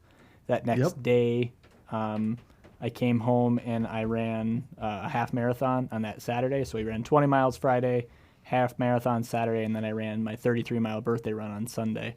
So and then just I think there was like a 6K or a 5K, 10K ish run in there earlier in the week. So I ended up with like 84 miles for the week.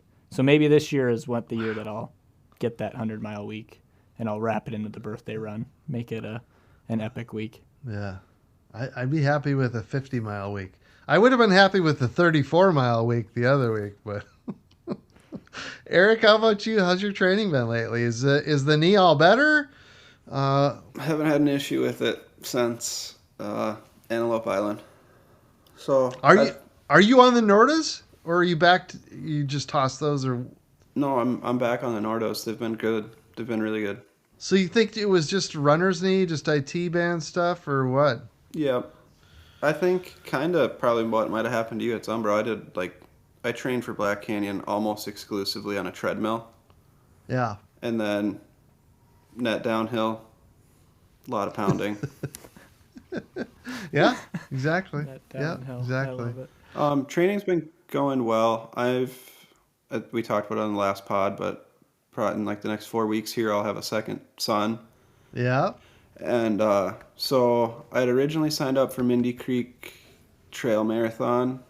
About halfway through Antelope Island, I was like, I'm not going to keep showing up and having mediocre days. I'm not going to have the time to dedicate to good training this summer. So I emailed the race director, and he said I can actually drop down to the half. So right now I have that in August, and then I'm back in on the Twin Cities 10 mile. It's a drug I cannot quit. So I'm back in on the starting. So my question to you is, did you email the race director while you were running on Antelope Island, like at one of those spots where you had cell service? I gave it a couple days. Okay. Yeah, just checking. I made sure my emotions didn't get the best of me. Are you still thinking about Afton at all, or is that too soon? My Afton race is dependent on if you do Afton. If you do Afton, I'll sign up and we can do it together. If you don't do Afton, then I'm fine not doing it. If I do Afton, it's only the 25K, one lap. 100%. It's too hot. Yeah, that's fine. If both of you do Afton, I'll do Afton. You're saying we're doing Afton. So you're saying there's a chance. Saying there's a chance. All right, let's do Afton. Woohoo! Sounds good. Let's do it. One lap. That's all we got to do. Yeah. One lap. Yeah. Even with the blowing knee, I can get through one lap, apparently. We can power hike. We can power hike a lap. Yeah. All right. Afton. Okay. I have another race for us. Okay, so I told you about fans. Afton, sounds like we're all doing Afton. That's guaranteed. Where is this? Oh, okay. What are you guys doing November 22nd? Is that Thanksgiving? I don't know when Thanksgiving is this year. Good question. Yeah, I don't either. I barely know what's happening this week. So Jason Reeve told me about this race. He's doing, it's in Iowa. It's a 3.5 hour drive. It's the Saturday before Thanksgiving. Great. So not Thanksgiving weekend. Correct. Is it in Decatur, That's better. Iowa? I don't know. It's north of Des Moines. So it's not Mines of Spain? No, not Mines of Spain. Okay. That's on my radar one of these years. This is called Stuffed Turkey Races. I'll send you guys a link. It's November 22nd. Stuffed Turkey Races. So they do a 10 mile, a 50K, a 50 mile, and a 100 mile. Jason Reeve is doing the 100 mile. He will do 2 100-milers this year. I think, going to sign up for the 50 mile. Because you have, get this, for their cutoff for the 50 mile, 22 hours. So by November, Aaron and I have talked about it right now. I do the fluids, it's a 2-person job.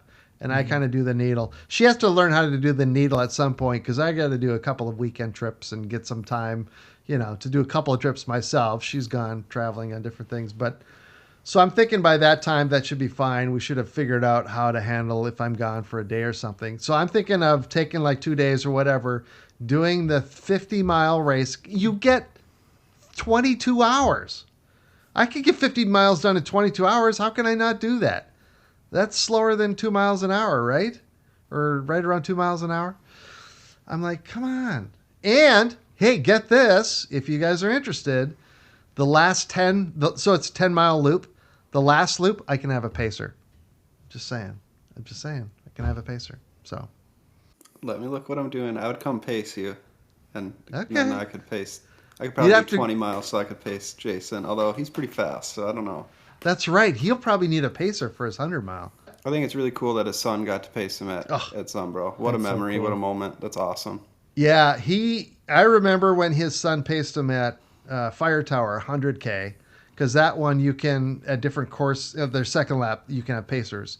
And his son brought him home, and well, you heard the podcast. He's like, he cried more at Fire Tower. It was just beautiful, and having Pax, his kid, there. And yeah, and Pax paced him 17 miles on that loop. I'm like, incredible.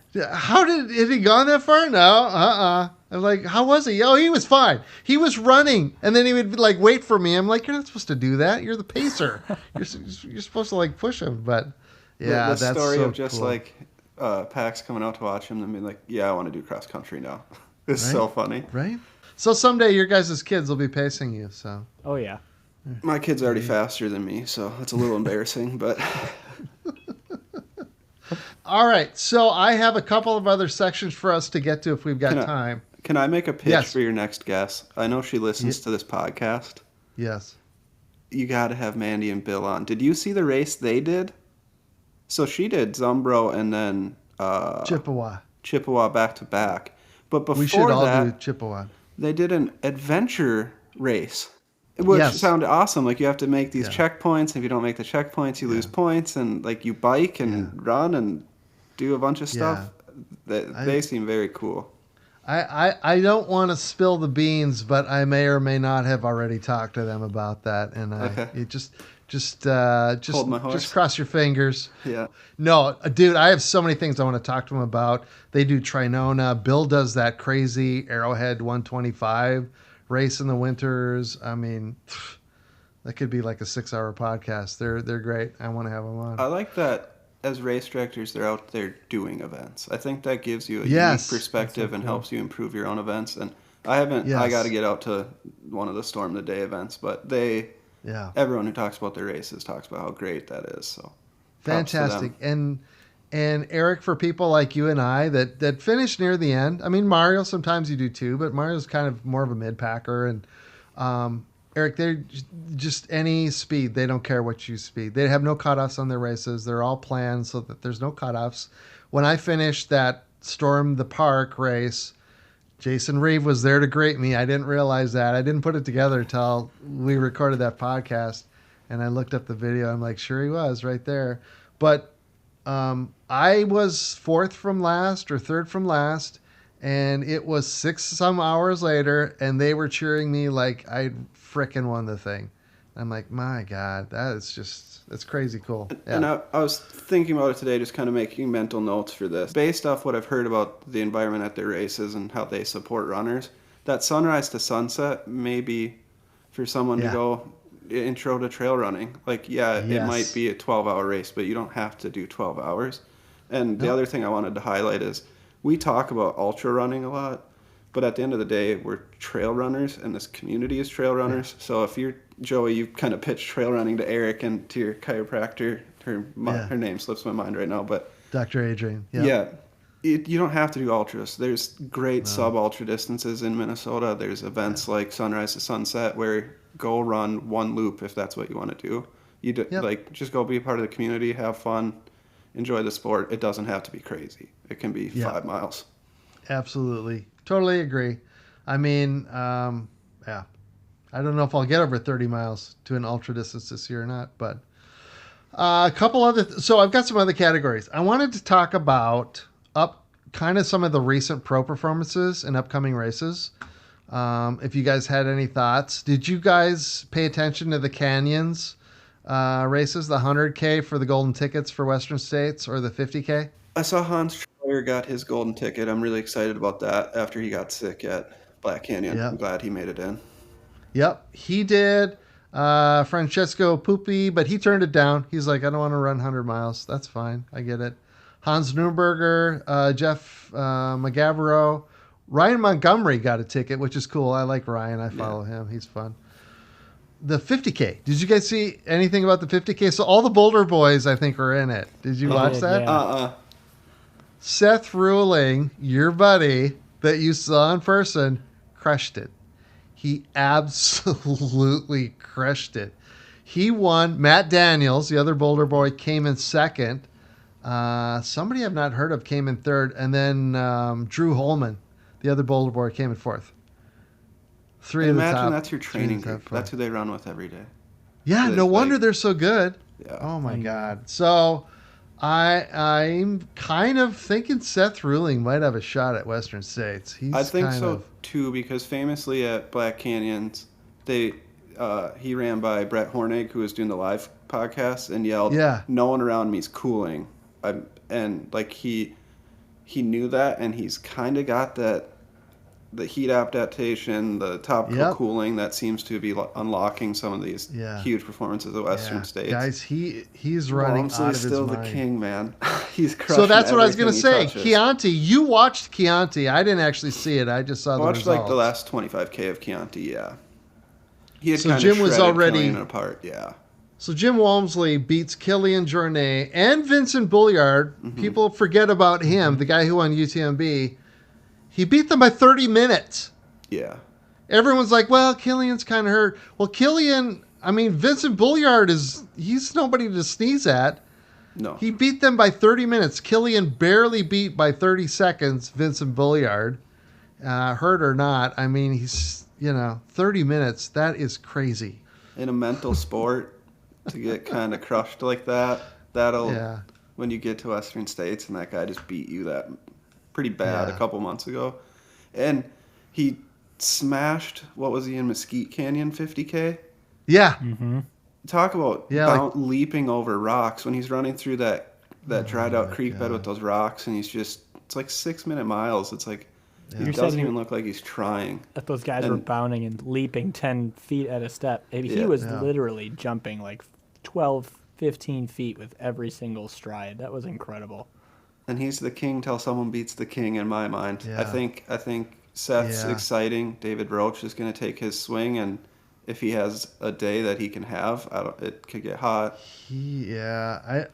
So here, let me read you some of the names. And, we could talk about the women too, but this year for Western State, it's really kind of the men. Jim Walmsley, Rod Farvard, second last year. Hayden Hawks is back. Daniel Jones, your buddy Erik, Caleb Olson is there. Yep. Jonathan Rea, Adam Peterman. Yeah. Who's back? Back. What did he just crushed some race too? Smoked everyone. In the last 3 weeks. Not the Gorge. No, it was Gorge. Wasn't it Gorge Waterfalls? Oh, maybe it was. I think it was. Yeah, he smoked the field. Yeah. Oh my God. It's stacked. Jeff McGavro, David Roach, like you said, Killian Jornet. It's just ridiculous. Vincent Bulliard, he's there. I'm like, it's crazy. It's absolutely crazy. So you guys saw my note. They're doing Unbreakable 2. I guess there's a trailer out. Have you guys seen the trailer? No, I haven't. No, I haven't yet. I haven't either. I'll try to find it. Maybe I'll link to it in the show notes. Western States, I'm hoping everyone doesn't just blow up, or Jim runs away with it, or David runs away with it, or whatever. Because if they do, then Unbreakable 2 is going to suck. If the race is good, the movie will be good. Now that you say this, I almost wish they wouldn't have said, we're making Unbreakable 2. I wish they would have just very quietly, without announcing anything, and just went there and filmed it and put something together. And then when it was done, say, we made a movie. We don't want to call it Unbreakable 2, but because you don't know what the story is going to be. And now the expectations are through the roof. So I'm excited. Yeah. I'm excited to watch Western States. And, I hope they make a movie of it. I hope it's really exciting. We'll see. Cocodona 250. You guys have anything to say about that? That's coming up next week. I have a friend, Strava friend, Tony Gillum, is running it. He's been on Ben Mead's podcast years ago, his Chasing Cutoffs podcast, talking about some of the races back then that Tony was doing. One note for Cocodona is excited to see Courtney in the field, and sounds like she's going for one overall, and that would be sweet. It's nice to kind of see her back at the 200-mile distance. Yeah, it's going to be fun. I think I told you Free Trail is doing a documentary on her and Cocodona 250, and I just think all the stars are aligning for her to win that thing. So, circling back to Western States and the women's race. Yeah. Watching Riley Brady at Black Canyons. Yeah. They might run away with it. Really? Yeah. They didn't even look like they were trying, and now she's got a Nike sponsorship. I don't know what that contract looks like. Yeah. But you get that machine behind you. I wouldn't be surprised if they smoke the field. Wow. Yeah, it's going to be. Katie Scheide's back this year. I think she's doing hard rock. There's going to be a brand new women's winner because there's no Courtney, there's no Katie Scheid. I'm looking at the women's field right now. Yeah, Emily Hawgood, Heather Jackson. I always like Heather Jackson. She just seems cool as shit to me. Yeah, like, with her triathlon background. Ida Nilsson's. It's loaded, kind of like the men's race.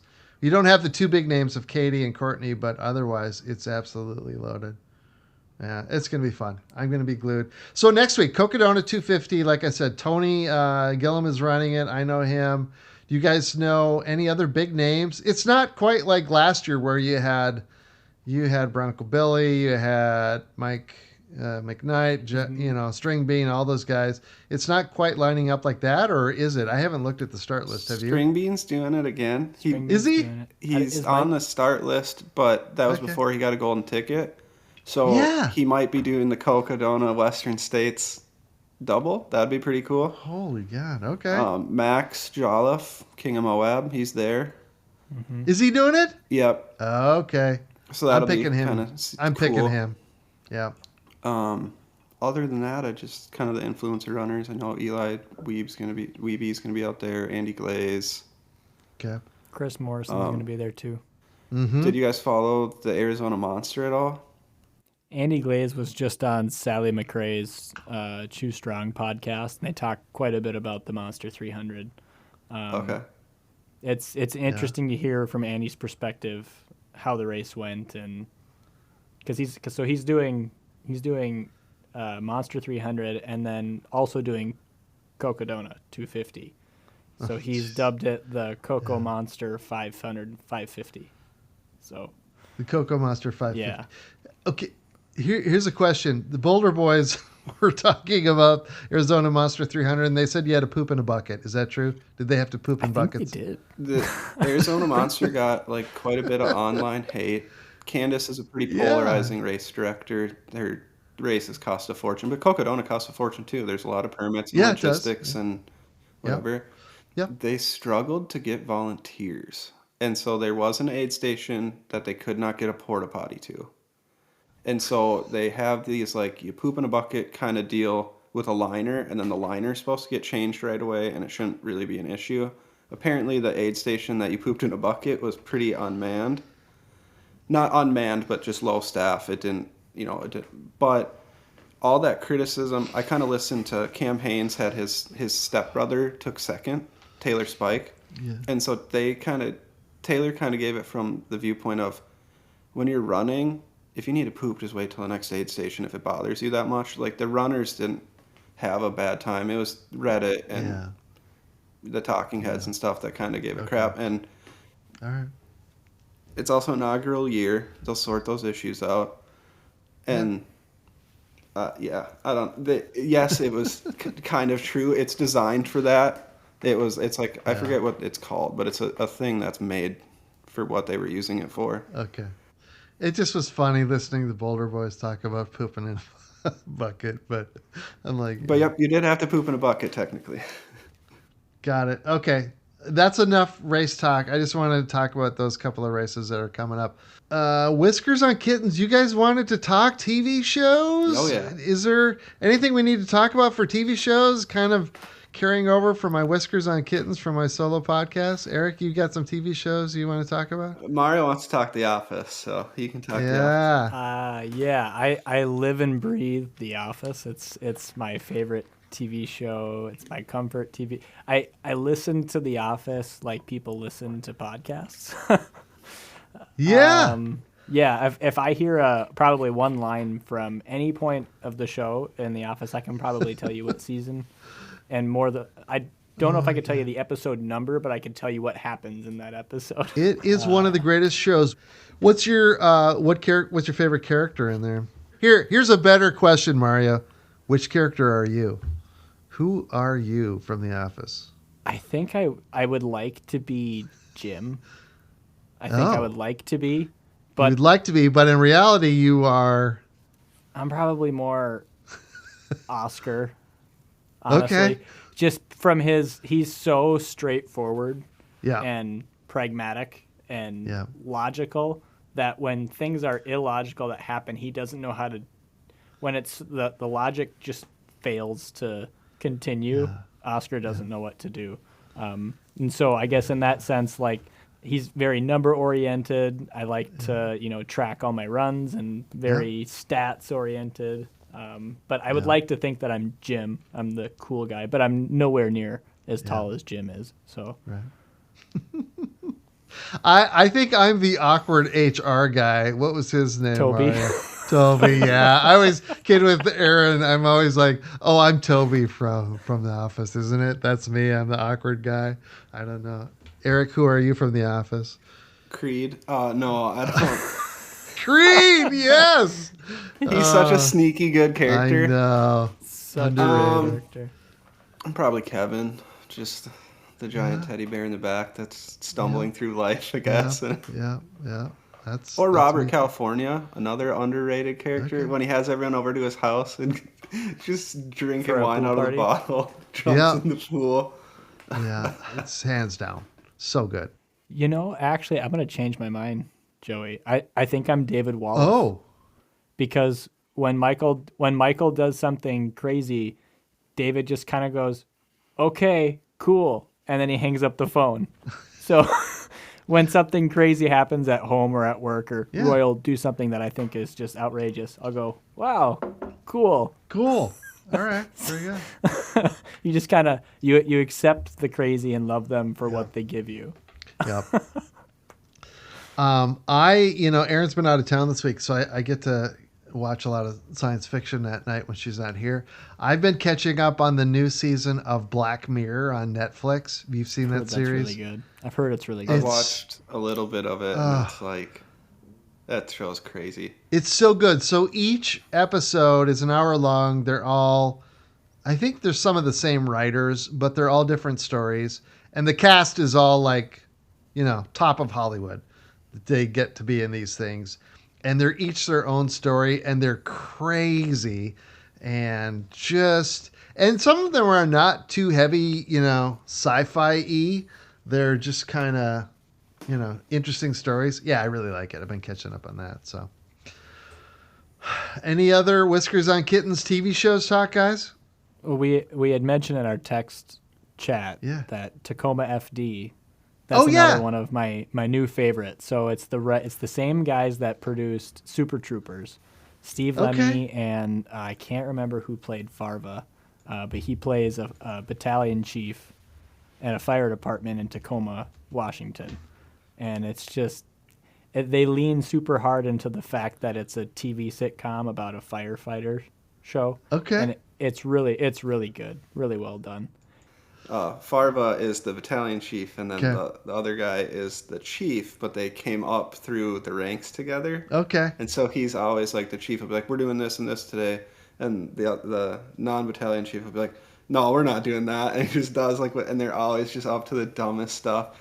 He's they're trying to get like new fire trucks from the city council, and the city councilwoman will walk in, and the other guys like got all the people oiled up, and they're doing some kind of hijinks. It's stupid. Oh, It's just an God. easy, Yeah. funny watch. It's on It's Netflix. awesome. I'm gonna, as soon as we're done with this call, I'm gonna throw it on as I get the dogs ready for bed. I love it. Yeah, that first episode's a good one. Another really good show that we didn't talk about. Have you ever seen Fire Country? Yes. No. It's No. based. It's not. It's a dramatized version of everything, but in California, in the California prison system, because wildfires are such a big thing, inmates who are like low level-ish offenders Yeah. can go. They live at a fire camp and they become smoke jumpers What? It's a good and show. fight these. Yes, and their days worked on fires counts like double towards their time served, or Oh, something like gosh. that. It's a Okay. real thing, and they make a TV show about the fire chief in town. His son goes to jail and then ends up on the inmate crew, and it's the whole dynamics of that. And he's trying to change his life and be a better person, but kind of every time he makes progress, something goes down with the other inmates that's dragging him back down. And it's a lot of drama, but Yeah. it's good. It's very good. I'm looking it up right now. Is that a Netflix or what one is that on? I think it's like Peacock maybe. It's on Okay. Peacock. Cool, guys. Gear talk. What? Go ahead, Eric. You got another I was one? gonna say you always ask everyone their 5 favorite pieces of gear. I think we did one piece of gear. That So, we can't okay. live without. All right. We're getting to the end here. Let's do, I want to hear your guys's. We're going to do this official. Graham Ward in Ireland would like, he gave this to me, so I got to give him credit every single time. Graham, I know you're listening. Let's start with Mario. I want to know your 5 favorite pieces of gear. It can be anything. Go. So I'm wearing one of them. It's my alter ego hats. So Okay. this year I'm an alter ego ambassador, which is pretty cool. We can talk about that at another episode. But I always wear a hat when I'm running, partially because I'm losing my hair, so so I don't want to get sunburned. I also Yeah. I have really sensitive eyes, so the bill covering my Yeah. my eyes is good. My AfterShokz headphones. I Okay. wear those. If I didn't have these on, they would be on right now. I forget I have them on a lot of times. So hat, headphones. Gotta Okay, go that's with my vest. I wear my vest for a 1 mile run around the block. I wear my vest when I take the dog for a walk. It holds my phone and my water and all my stuff. I'm right there with you. My wife is like, "How far are you going?" Every time I put the vest on, "How far are you going?" A couple of miles. You don't need a vest. I run a marathon. I don't wear a vest. I'm like, okay, I'm sorry. So you got vest, we got headphones, we got hat. What's next? Socks. So I wear Darn Tough socks. Every Darn day. tough. Darn Okay. Tough are the socks that I wear all year long. Every day it's a version or a form of Darn Tough. And then I wear Ultra shoes. Those are the shoes that I wear. So it depends on if I'm doing a trail run or a road run. The 25 boxes of Ultra shoes behind you, that's our clue that you like Ultra shoes. Okay, got it. Yeah, I've been a fan for a while. Question about the darn tough socks, because I'm very interested in socks and like which socks work. Are they a merino wool? What are they made out of? They are. They are merino wool. Okay, and they're not a single toe like the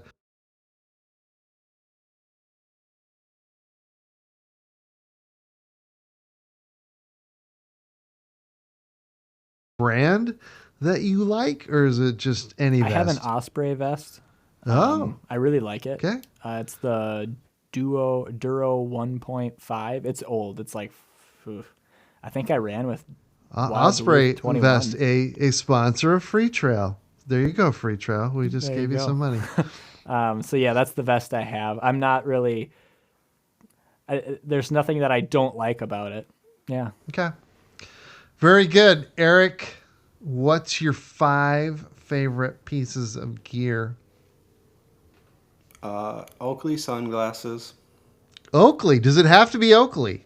Yeah, that's all I wear. Why? Why Oakley? Why Oakley? So I work at an office job for construction now. I used to work out in the field more doing like engineering, and then I supervised our actual placement crews out in Milwaukee, Wisconsin for a while. Okay. And they're just great. They stay on your face. They block out the sun. Okay. They've taken rocks from the back truck off of them before and kept me safe, and they're just good. Tried They're and durable. true. They work. Got it. Okay. That's number one. Oakley. Got it. Funny you brought it up. Injinji socks. If I don't, Okay. I wear whatever socks I wear to work to like run in. I'm not like, but if I'm racing, road, trail, whatever, if I'm racing, it's Injinji socks. Okay. I hate vests. We've talked about this before. You guys always run with water and you always have your vests on. And if I'm going less than 2 hours, I don't bring water and I don't like my vest. My parents got me for my birthday a naked belt. It's like a waistband with 360 pocket. I've been wearing that a lot. I really like that. And I think as I do kind of the shorter distances this year where you only need to go 3 to 5 miles to aid stations, I'll probably run exclusively in the naked belt and throw my Salomon vest in the trash. I'll take your Salomon vest. Don't throw it away. So Aftershocks headphones. I run on a lot of country roads out where I live, so that having that awareness is just super invaluable to me. So I am very dumb. Tell me about Aftershocks headphones. I know that's what Jason uses too, and that's what you guys use. Is that what I need to get? Why? What's so great about them? Talk to me. So they're bone conduction open-ear headphones, so they like sit kind of right in front of your ear and give. They you don't go in your ear. Correct. So your ears are open. So when you're on the country roads, you can hear the cars coming, or even in a metropolitan area where drivers can be crazy. Mario is demonstrating for the camera. Yeah, so it just gives you that awareness. The battery life's crazy. I mean, I've done a 9-hour, an almost 10-hour, and then an over 10-hour 50K, and they've lasted the whole time on all 3 races. Really? Okay. I apologize to the audience listening, guys. I am sorry. I am just not that hip. My wife will vouch for me. I don't know anything about modern technology or music or any of that stuff. So thank you. I will look into those. Okay, Aftershocks. Audio guy? Yeah. The audio is not stellar. I'd say it's a 6.5, 7 out of 10. Okay. You're really selling them. Okay. Well, I listen to podcasts they're cheap, when though? I run. They're like $100. Yeah. Okay. But the battery life is the big one. Is the big thing. I mean, battery life is forever. To me is almost more important than audio quality. You're right, Eric. If you're listening to a podcast when you're running, I mean, hey guys, I like my voice too, but you know, that'll be just fine if you're listening to the Joey Metzger Running Behind podcast show. And so how many is that, Eric? That's 4. Okay. And 5 is shoes, but I'm not loyal to a brand, just like the new technology of shoes. And I'm a big, if you're not making a trail shoe or a daily training shoe that it has super foam, and if you're not running in them, I think you're shortchanging yourself. Yeah. Both from a performance standpoint and a recovery standpoint. There's studies coming out that those super foams and somewhat carbon plates help you just recover faster because they're taking so much of the pounding. Yeah. So, what about all those people that run barefoot, Eric? That those people in South America and stuff that run hundreds of miles barefoot. They don't need no shoes. They don't need no stinking shoes. Yeah, fair enough. Yeah, they're better than me, that's for sure. They only their 50Ks are only 3 hours long. They don't need super foam. Mine are a little bit longer. That's the whole thing. Like some of these elite runners, it's like, yeah, they have the fancy shoes and stuff. They're on their feet like a third of the time that we are. We're on our feet like 3 times as long as they are. So it's like, hello, we're working here for 3 times as long. So don't forget about that. I have a gear question for you guys for me. So I noticed this happen at Zumbro too. It wasn't even that bright out, but when I'm outside, I usually wear like the Gooder brand sunglasses. They're supposed to be like 100% UVA protection. My eyes were like sunburnt the next day, where they were really hurting and sunburnt. I need to find sunglasses that I don't know if it's full coverage, like goggles or darker. Do you guys have any recommendations for sunglasses that would really help sensitive eyes? Because the more I run outside, the worse my eyes get. So part of the reason I wear Oakley is they have prism polarized glasses. They're like fun, reflective, mirrored colors, but then they're pretty polarized, and I wear ones that kind of cover my face to here. They're not like the full wraparound like cyclist glasses, but It doesn't have to be Oakley. I'm just a loyalist to them, but I would find something with polarization. I'm looking at like welding glasses, like something that like you'd wear when you get laser treatments and stuff. I'm like, I just got to do something that's got full coverage. And I wear Nemesis safety glasses when I go running. So they're the ones that you get. They're like $5 in a giant box. I got them from our public works at work. They're the safety glasses for the streets crew.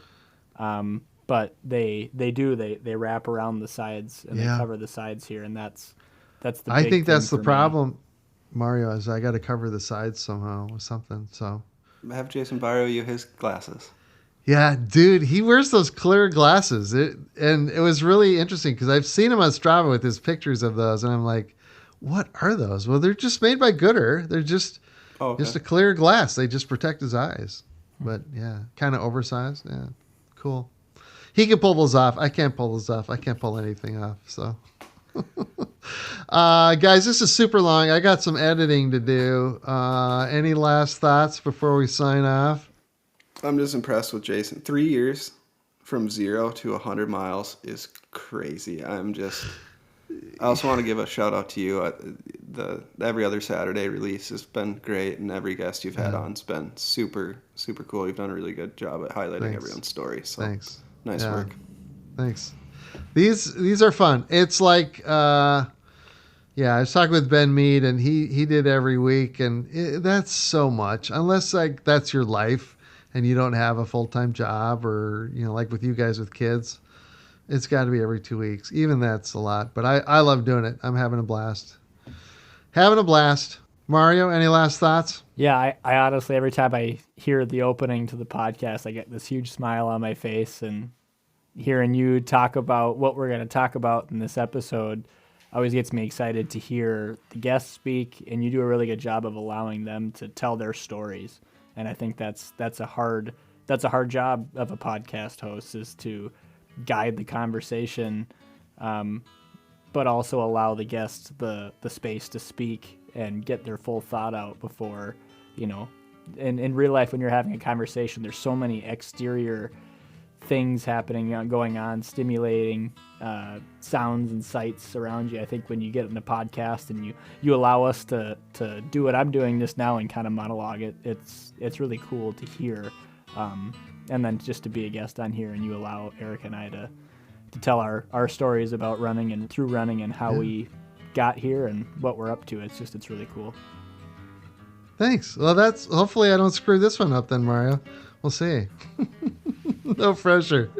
But yeah, no, I love having you guys, everybody on. It's just a treat. I just try not to screw it up. Try not to get in the way and ask a couple of questions that kind of get the conversation going. But this has been great, guys. I have dogs to potty and pee and stuff to clean up and get them to bed so I can get some sleep and get to work in the morning. And Mario's got probably kitchens to build and stuff to do. And Erik's got to get ready for a new baby coming. So I'll let you guys go. But we'll chat soon, guys. Thanks for coming on. Thanks, Joey. Appreciate it. Yeah, thanks for having us. Well, there you go. Crew Access Volume 2, Episode 7 in the books. I hope you all enjoyed hanging out with Erik, Mario, and I as much as we enjoyed it. And if you did, please do leave a rating, leave a comment, write a review. All that really helps grow the show. And if you need visual storytelling, like I always say, head over to my YouTube channel, Run Joey Run. And check the show notes. I will have lots of links to those people, events, and races we talked about in the show. So that's it for now. Until next time, take care, cheers, keep running, keep walking, keep moving. One step at a time. You'll get there. You will cross that finish line.